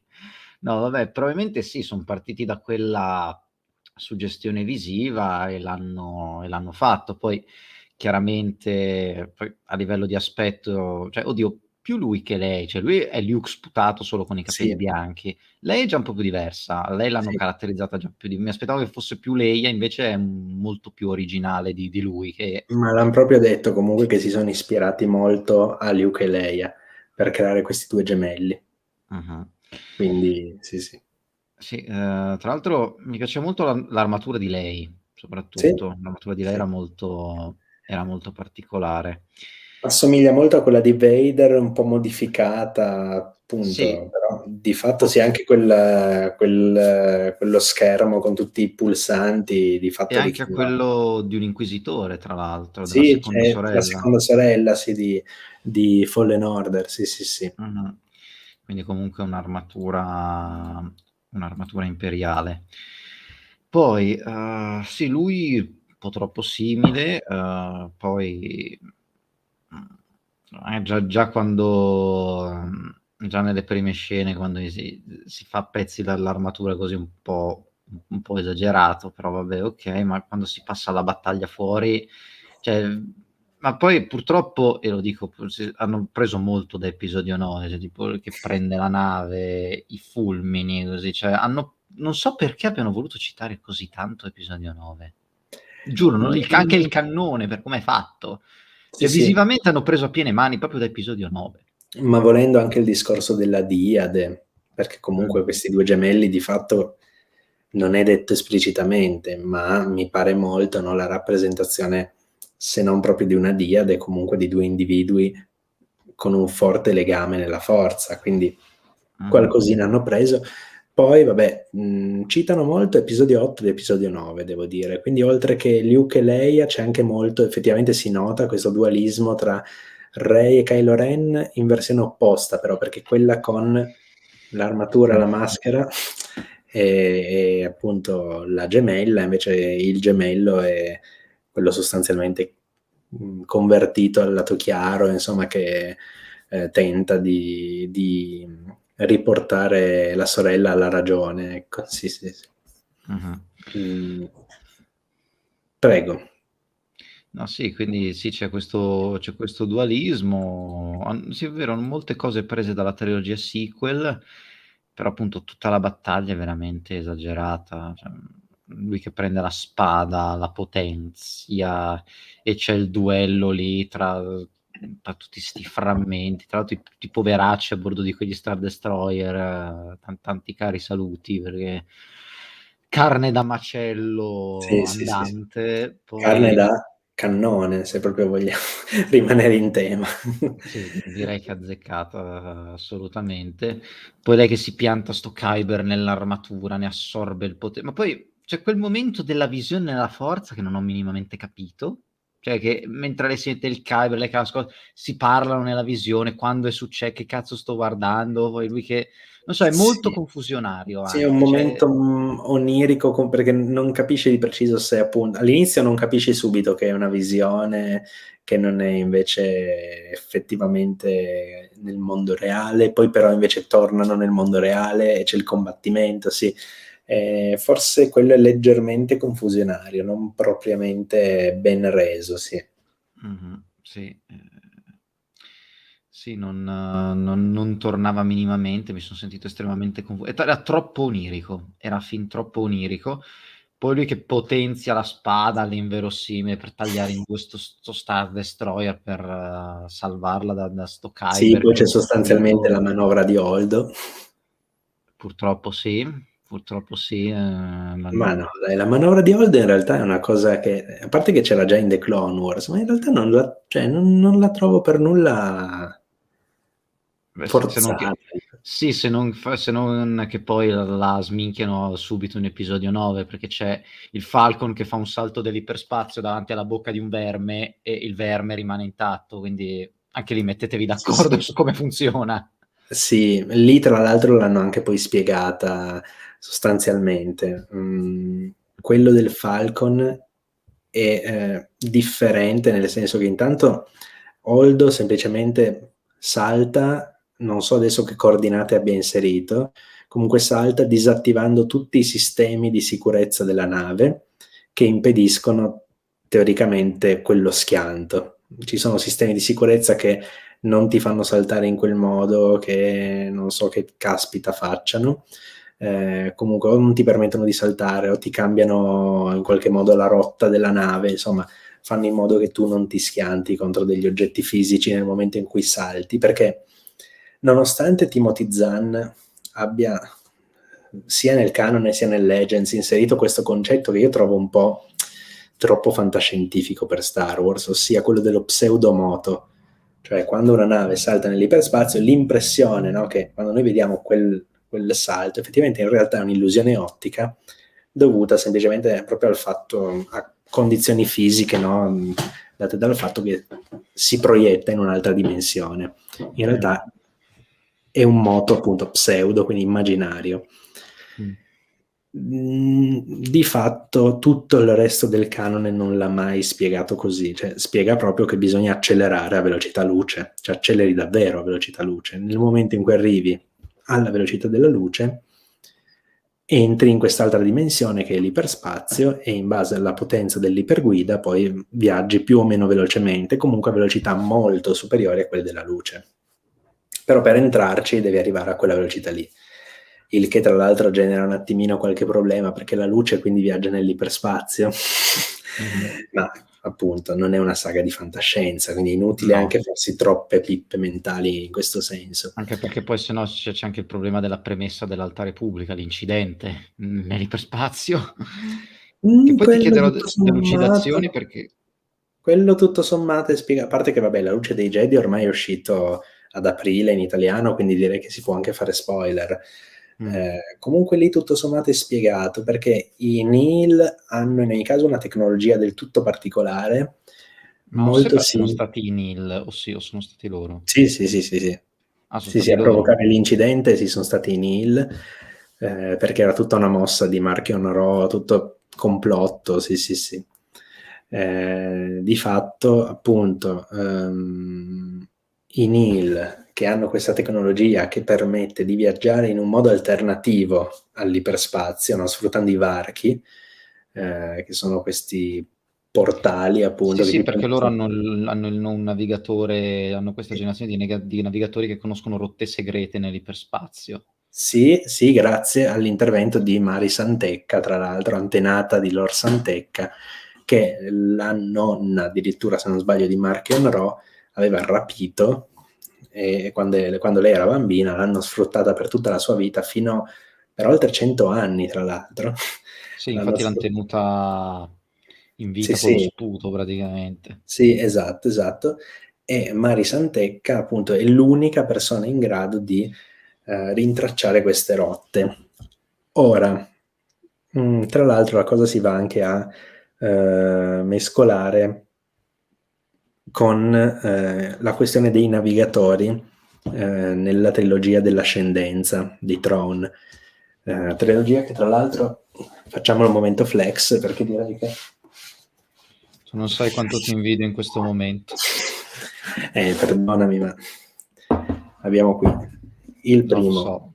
volume in edizione limitata out of print, 750 copie autografate da Timothy Zahn, e qui abbiamo il secondo volume con una copertina bellissima. È bello vedere che questi investimenti da parte dei fan vengono rispettati assolutamente dai creatori, perché queste due copertine esclusivissime, no, eccetera, eccetera, per cui sostanzialmente uno dei motivi principali, perché io onestamente i libri non li compro per la firma di Zahn, di cui mi interessa relativamente, ma per questa copertina, per gli inserti colorati, eccetera.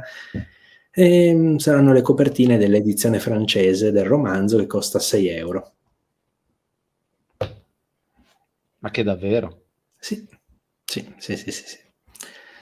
Sì, sì, sì, quindi io, il signor Quindi, Giorgio, il signor Emilio, eccetera, abbiamo fatto degli investimenti oculati, devo dire. Matilda che saluta, ci dice: così imparate a cadere nella trappola del capitalismo. Eh, sì, però no, nel senso che non si tratta così il cliente, purtroppo. Poi, no. siccome siamo 750 stronzi in tutto il mondo, se ne fregano abbastanza, anche perché se noi compriamo questi libri, possono anche fare l'edizione in qualunque lingua con questa copertina, noi continueremo perché siamo fatti così, però non è proprio il massimo del rispetto, devo dire, nei confronti del cliente. No, credo proprio di no, perché Se mi dici esclusiva, perdonami, ma deve essere esclusiva. Non puoi concederla ad altri. Per un va bene. romanzo poi che costa 6 euro. Va bene che è in francese, però 6 euro. Vabbè, vabbè, vabbè, vabbè. Al di là, esatto. Esatto, sì, sì, sì. Non stiamo a ripetere quanto, ma sì. Mhm. Comunque, al di là di questo, la cosa si va a sposare anche con il tema dei navigatori, che in particolare anzi le Skywalker, perché sono solo femmine, che per quanto riguarda l'ascendenza cis sono le uniche persone, le bambine, alcune bambine cis dotate appunto molto potenti nella forza, sono in grado di calcolare, grazie appunto alle loro abilità nella forza, le rotte iperspaziali nelle regioni ignote, dove l'iperguida e i vari navi computer Non servono funziona. ben poco, perché ci sono troppe anomalie gravitazionali, siccome dicono appunto in episodio 9, no? Ci sono pozzi gravitazionali, controcampi magnetici, eccetera, insomma. Che tra l'altro adesso che so un pochino di più di Dune, grazie anche al signor Emilio, mi fa venire in mente i navigatori della Gilda con la Sì, sì, Spezia. sì, sì, sì, sì, sì, sì. Sì, non hanno però gli occhi blu, ma hanno gli occhi rossi, però la pelle blu, i Mhm. cis. Quindi, Sì, sì, sì, la sì. razza di Throne, sì. Sì, sì, sì, proprio lui, proprio lui.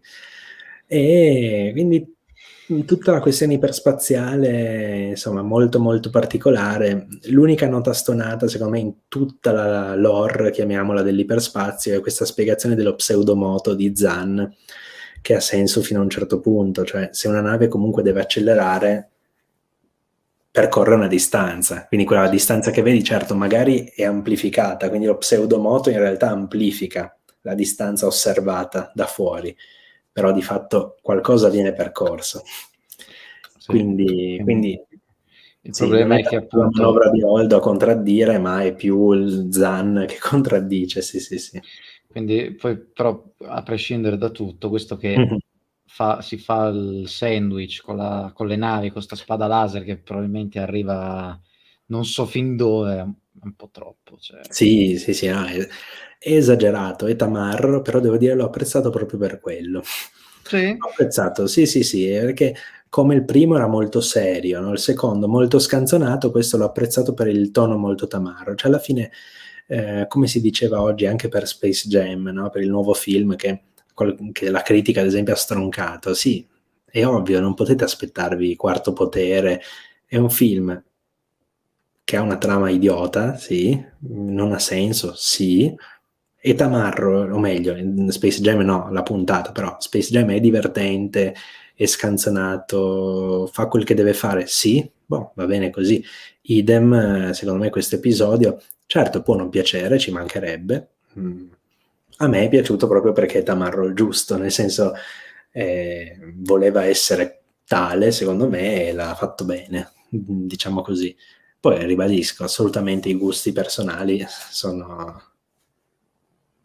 sacrosanti, può non piacere, ci mancherebbe, però secondo me tutto sommato lo scopo è stato raggiunto, cioè volevano mostrare proprio dei poteri overpower, no? Delle cose sensazionali, anche lì talmente potenti che non devono respirare nello spazio, no? Sono cose che magari stonano, a me quello del respirare nello spazio un po' mi ha stonato effettivamente. Sì, quello e lui che sopravvive fresco come una rosa a un Sì, salto nell'iperspazio quello senza anche. Sì, sì, protezioni. sì, sì, quello Quello è un anche, po' quello anche. troppo. Sì, tra l'altro lì in sella alla X sono esagerazioni, quelle lì non mi hanno fatto impazzire, però ad esempio il resto, che ne so, quella mossa lì che apre la spada, inserisce il cristallo, la chiude, la attiva, tutta quella roba iper super epica, no? Che sembra proprio questione, che di fatto è questione di vita o di morte. In realtà quella ad esempio mi è piaciuta, no? Anche tutta la gravitas che avvertiamo nel duello, che mi è piaciuto quello Tra sì. l'altro io l'ho visto, chiaramente li sto guardando essendo animazione giapponese con il doppiaggio in giapponese e lì è veramente il doppiaggio è esageratissimo, ma già la recitazione giapponese carica molto, ma lì veramente è tutto troppo, è tutto troppo. Probabile che si abbiano anche trollato con la cosa del respirare nello spazio proprio perché c'è il droide col casco. Sì, probabile che abbiano voluto anche, come dire, un po' sovvertire le aspettative, no? Dici, vabbè, questi ok, poi vedi, ma come il droide è al casco? Sì. E vabbè, Nel momento in cui vedi il droide col caso, vabbè, alzo bandiera bianca, sì. basta. No, io invece mi spiace, ma in giapponese non li guardo, per un semplice motivo. Sì, per quanto va bene, possono restituire forse l'atmosfera, no? L'enfasi, eccetera, però io non sopporto di vedere le cose in una lingua che non capisco, proprio sono completamente refrattario. E soprattutto non sopporto di vederle in una lingua che non capisco se poi devo anche passare il tempo a leggere i sottotitoli in italiano, no? E quindi, insomma, io li No, guardo in io italiano. no, invece ho voluto immergermi completamente Ci sta. nell'atmosfera anche con il doppiaggio per proprio vivere, visto che appunto è animazione giapponese, per stavolta ho voluto Ci sta, sì, sì, no, immergermi ci sta, ci sta. e Sì, veramente sì, no, sì. ti assicuro in questo episodio è veramente carica, tiran di quelle urla Sì, animalesche che immagino, porca perché vacca. già in italiano comunque sono belli tosti, quindi presumo anche in giapponese. Allora, se non sbaglio, nei primi 2 episodi non ho visto la scheda del doppiaggio in italiano, purtroppo, nel senso che nei titoli di coda non c'è quella italiana nei primi 2 episodi. Ma più che altro, non so se succede anche a te, Disney Plus ultimamente mi si bugga negli ultimi minuti dell'episodio quando compare la schermata, Ah sì? prossimo episodio tra 3, 2, 1, cioè non posso ritornare nell'episodio perché sennò si annulla. Quindi non No, posso vedere non mi è capitato in realtà. c'è sto bug che mi impedisce di vedere gli ultimi minuti dei titoli di coda e quindi anche le schede doppiaggio. Non me li fa No, vedere. Non capisco. no, no, questo a me non è successo, devo dire. Voglio Boh. controllare se nel terzo, appunto, c'è la scheda relativa all'adattamento italiano, perché mi spiace che appunto nei primi 2 non ci sia stata. Volevo vedere un po' perché, vediamo un po', allora, spagnolo, latinoamericano, castigliano, finlandese, francese, dovrebbe di solito dopo il francese. Italiano, oh, ecco. Ah, B2ON, il droide protocollare, non l'avevo riconosciuto, è doppiato da Edoardo Stoppacciaro. Ma dai. Sì, non l'avevo mica riconosciuto, eh.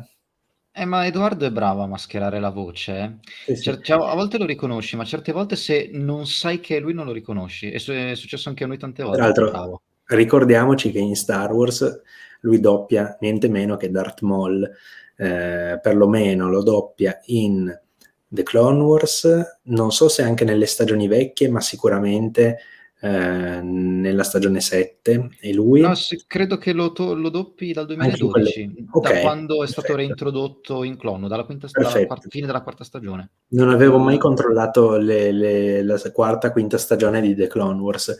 Sì. Nella settima comunque sì, in Solo è lui, e anche in Rebels è lui a Sì. doppiare Maul. Sì. Non lo doppia solo in episodio 1, adesso non ricordo più chi è a doppiarlo in episodio 1, però dice quelle due battute proprio, due in croce. Comunque Sì, tutto il resto sostanzialmente, dovunque lui parla, tranne episodio 1, è Edoardo Stoppacciaro, sì. sì. Sì, anche in Rebels, esatto, l'abbiamo detto, sì. Sì, ho controllato, da quando la Filoni l'ha reintrodotto nel 2012, Ecco. l'ha sempre doppiato lui. Ecco, perfetto. Non penso che sia neanche il suo secondo ruolo come in Star Wars, in effetti, perché penso che qualche altra voce aggiunta o qualche personaggio, comunque qualche comparsa, eccetera, l'abbia già fatta. Non ricordo di preciso, però, ma sono abbastanza convinto che qualcos'altro abbia fatto. Vabbè, controllerò. Sto guardando. Su Wikipedia non l'hanno neanche segnato. Hanno segnato solo Darth Maul, sì, anche in Disney Infinity 3.0. Sto Giustamente. guardando su Antonio Genna, adesso Sì. magari, visto che magari è più aggiornato di Wikipedia. Sì. Sicuramente.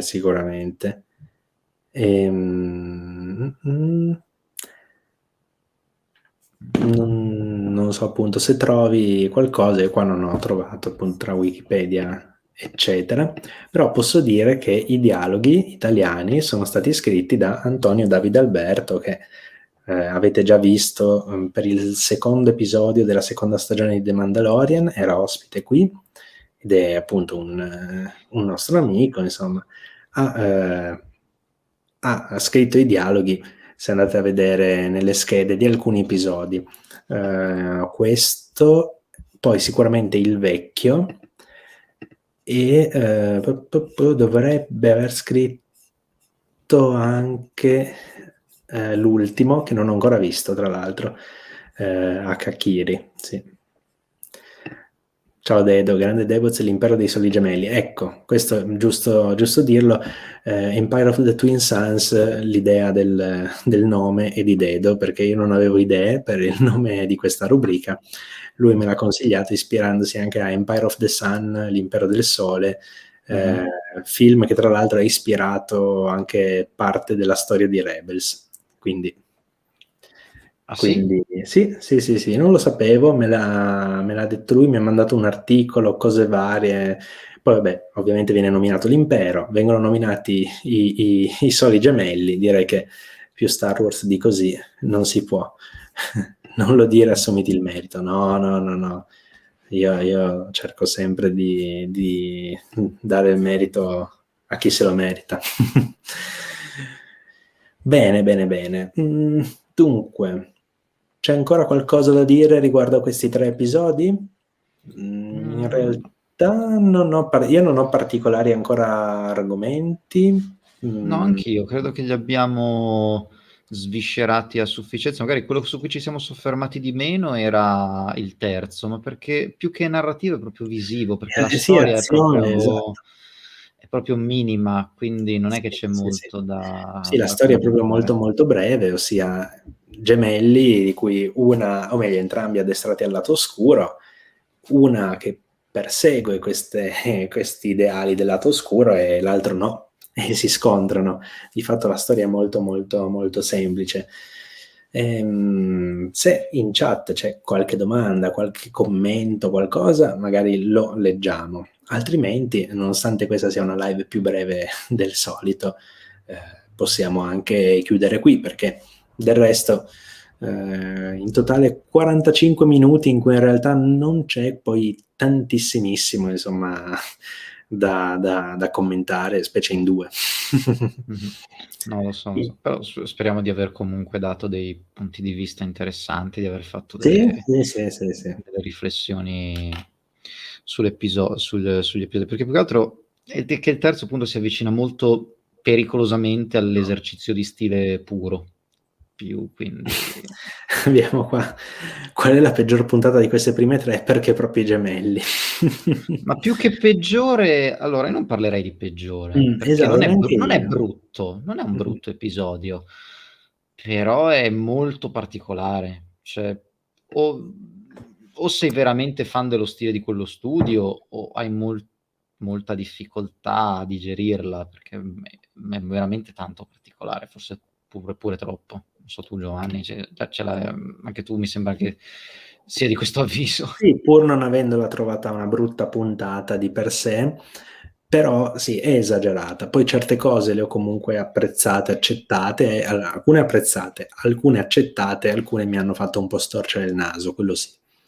Poi in realtà io sono un grande fan di questi concetti, soprattutto, ecco, la cosa che mi rode molto, no? È che io del concetto della Diade lo apprezzo anche. Il problema è poi come è stato sviluppato. Non parlo di questo episodio, parlo di altri episodi con altre numerazioni. Però di per sé l'idea non sarebbe neanche peregrina, secondo me, anzi, anche tutto l'approfondimento che hanno provato a fare con la lore dei Jedi e dei Sith ispirata alla Diade non è neanche male, perché nei vari tra romanzi per adulti, ragazzi, bambini, perché ogni film ha sempre 3 romanzi, no? Ragazzi, adulti, bambini, poi c'è il fumetto, ecco, l'unico film che non ha avuto il fumetto è episodio 9, chissà come mai. Anche lì che vergogna, proprio il film conclusivo della saga, insomma. No, Niente fumetto, ufficialmente rinviato e poi cancellato causa Covid. sì. In realtà le motivazioni sono ben altre, diciamocelo. Le motivazioni sono che il film non è stato apprezzato da nessuno, quindi non l'avrebbe comprato nessuno. Sì, poi più che altro effettivamente comunque causa Covid è stato rinviato sostanzialmente di 1 anno, non aveva neanche più senso pubblicarlo.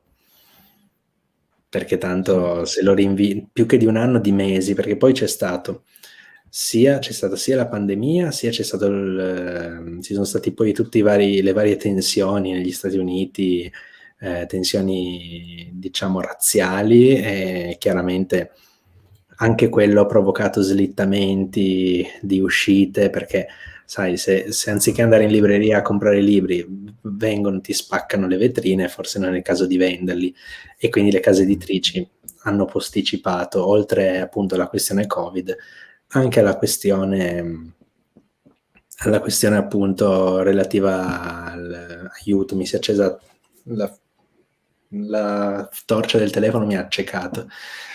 Hai visto la luce? Sì, no, avevo il telefono rivolto così verso di me, no? L'ho preso per spostarlo, ho fatto esattamente così negli occhi, sì, aiuto. Sono rimasto un attimo.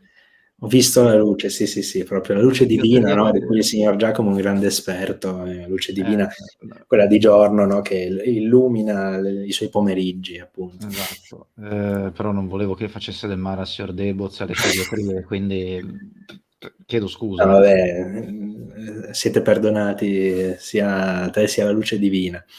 No, comunque, appunto, a causa di tutto quello l'hanno rinviato di mesi e alla fine hanno optato per cancellarlo e non pubblicarlo neanche, perché già l'avrebbero comprato in pochi, presumibilmente.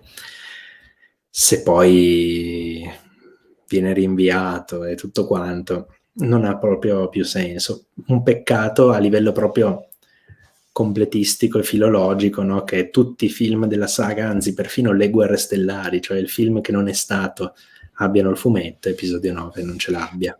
Al di là della qualità del film, è proprio brutto, una cosa del genere è proprio brutta, però tant'è. A che punto la cosa della Diade avessero avuto un'idea coerente fin dall'inizio e l'avessero costruita per tutta la trilogia, sarebbe Ma stata anche che bella da tutto accettare. sommato quella lì si poteva ancora giustificare, perché abbiamo intanto, vabbè, in episodio 7 in realtà non c'è proprio, non c'è nulla, cioè col senno di poi episodio 7 lanciava dei misteri forse inutili, avrebbe dovuto lanciarne altri, ma vabbè. Episodio 8, la questione della connessione c'era, diceva sì Snoke diceva sono stato io, poi di fatto era un parla parla. Episodio 9 poteva ancora lanciare, a parte che tra l'altro se Snoke era controllato da Palpatine e sapeva del legame, come faceva a non sapere che fossero una diade? Questo perché nella prima sceneggiatura di episodio 9 in realtà Palpatine lo sapeva, tra parentesi, e non lo diceva a Kylo Ren. Infatti c'è anche lì Kylo Ren come fa a saperlo nel film, perché nella prima sceneggiatura era il contrario, Palpatine lo sapeva, li attirava con l'inganno, diceva ah stronzi, voi siete una diade, adesso vi fotto e che aveva anche più senso, sì, invece di molto. un piano che cambia continuamente. Ma la prima sceneggiatura, incredibilmente, è molto più sensata di quello che è arrivato al cinema. Io non so come sia possibile. Dove l'hai letta? E su Reddit era uscita, sì, sì, sì. Ah, Poi magari la recupero, te la mando, ma aveva più senso. Addirittura si apriva, la primissima scena era l'addestramento di Luke e Leia, quello che vediamo nel flashback, con Leia che dice a Luke che appunto ha avuto una visione di suo figlio, no, che sarebbe morto se lei avesse continuato il cammino Jedi, e si ritirava, no? E consegnava la spada a Luke. Ora, anziché mettere quei 30 secondi, no? E poi farla raccontare, ma quanto sarebbe stato più potente mostrarla? Boh, non so proprio come mai sono state poi fatte certe scelte, ma al di là di questo, il concetto della diade, dicevo, proprio nel materiale cartaceo l'hanno anche espanso in modo interessante, cioè viene detto che i Jedi si sono ispirati a questa mitologia, no, della diade per appunto organizzarsi con questa struttura maestro-apprendista, no? la Che regola dei due, sì. prima i Jedi proprio maestro-apprendista, no? Cioè ogni maestro poteva avere al massimo un Padawan, eccetera. Poi i Sith, che comunque come i Jedi erano molti, ma anche loro, essendo una costola dei Jedi, no, hanno ereditato questa tradizione del maestro che prende generalmente un apprendista. Poi c'era chi ne però generalmente, infatti dice, c'è proprio un passo dei testi Jedi, no, in cui viene scritto i Sith sono molti, ma sono spesso governati da due, perché tra l'altro il più potente governava sostanzialmente l'ordine insieme al suo apprendista.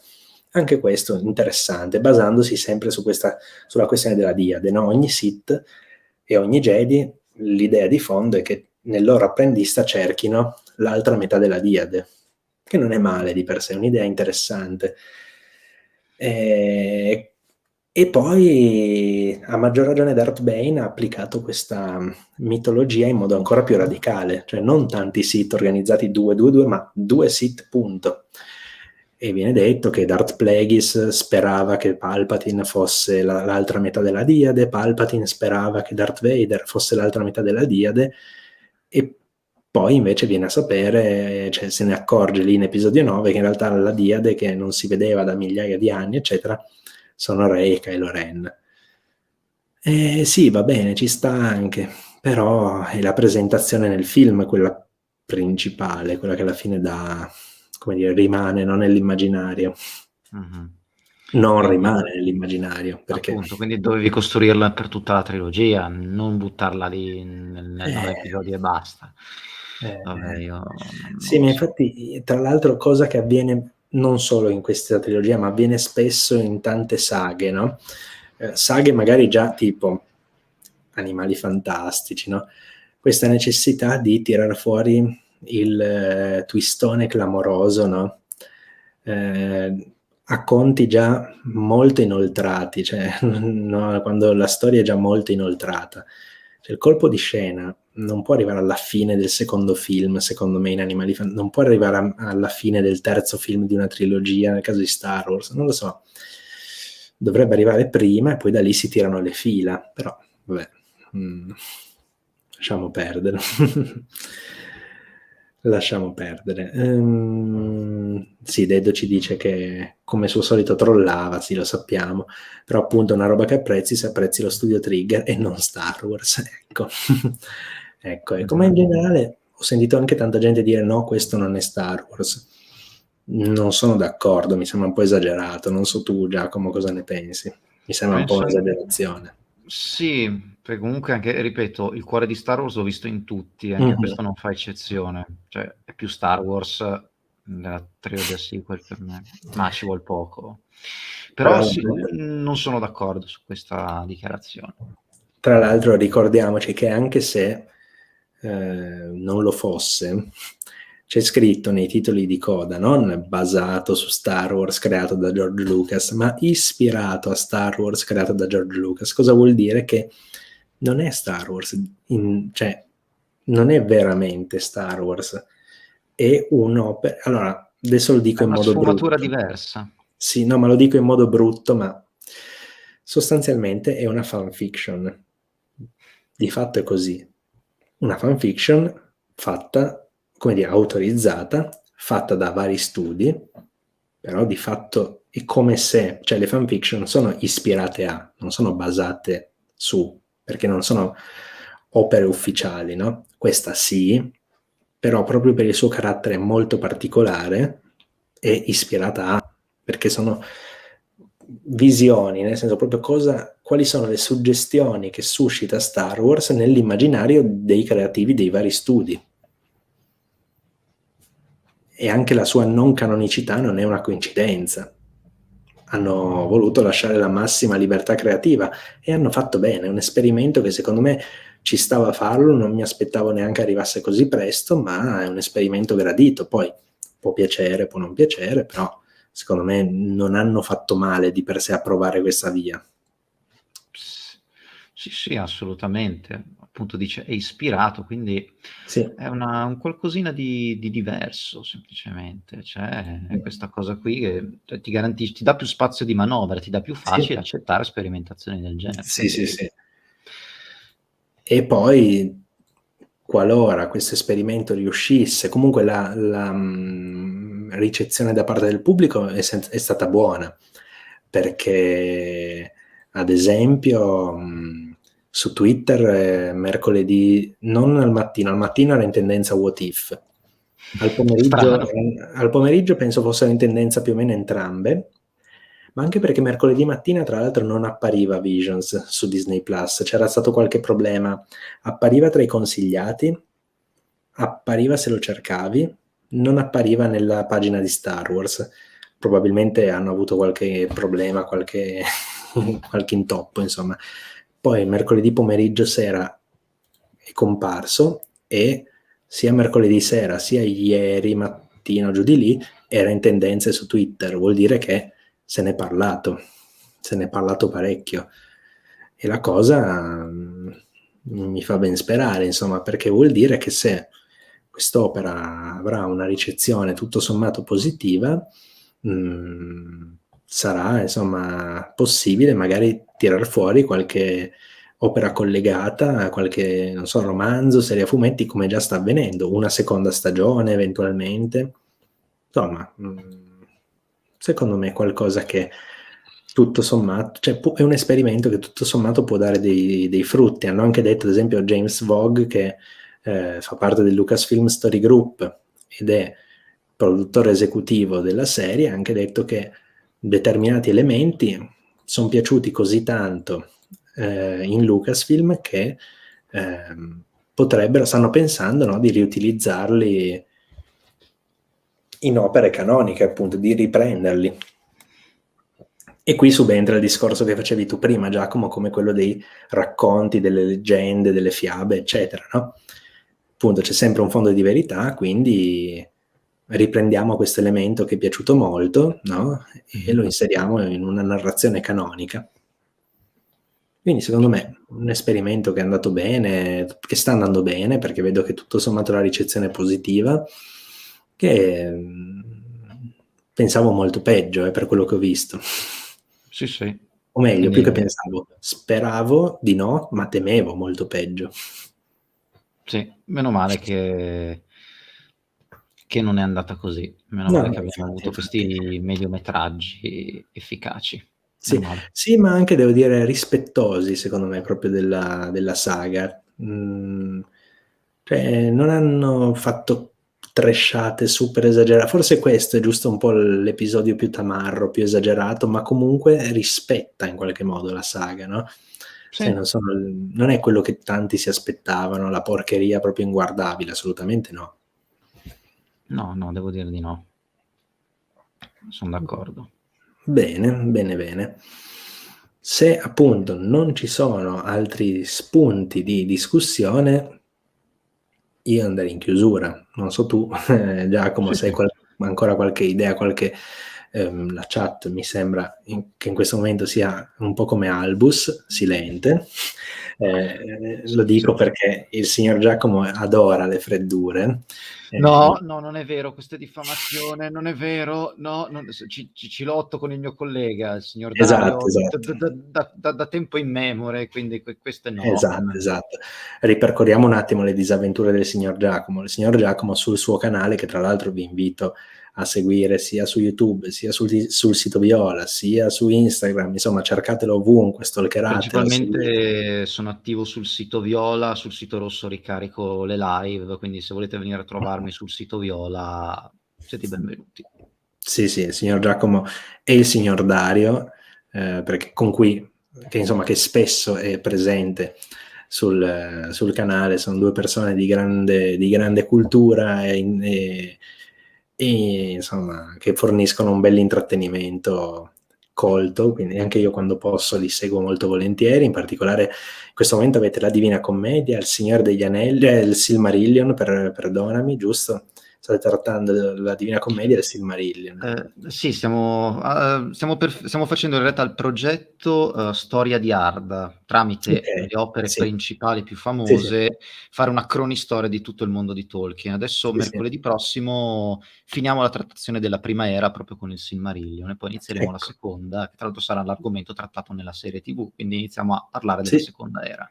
molto interessante. Quindi, se tra l'altro siete fan del Signore degli Anelli, so che tra il pubblico, tra i nostri lettori, ce ne sono in abbondanza e volete prepararvi al meglio alla serie che arriva tra circa un anno, arriva il 2 settembre o sbaglio?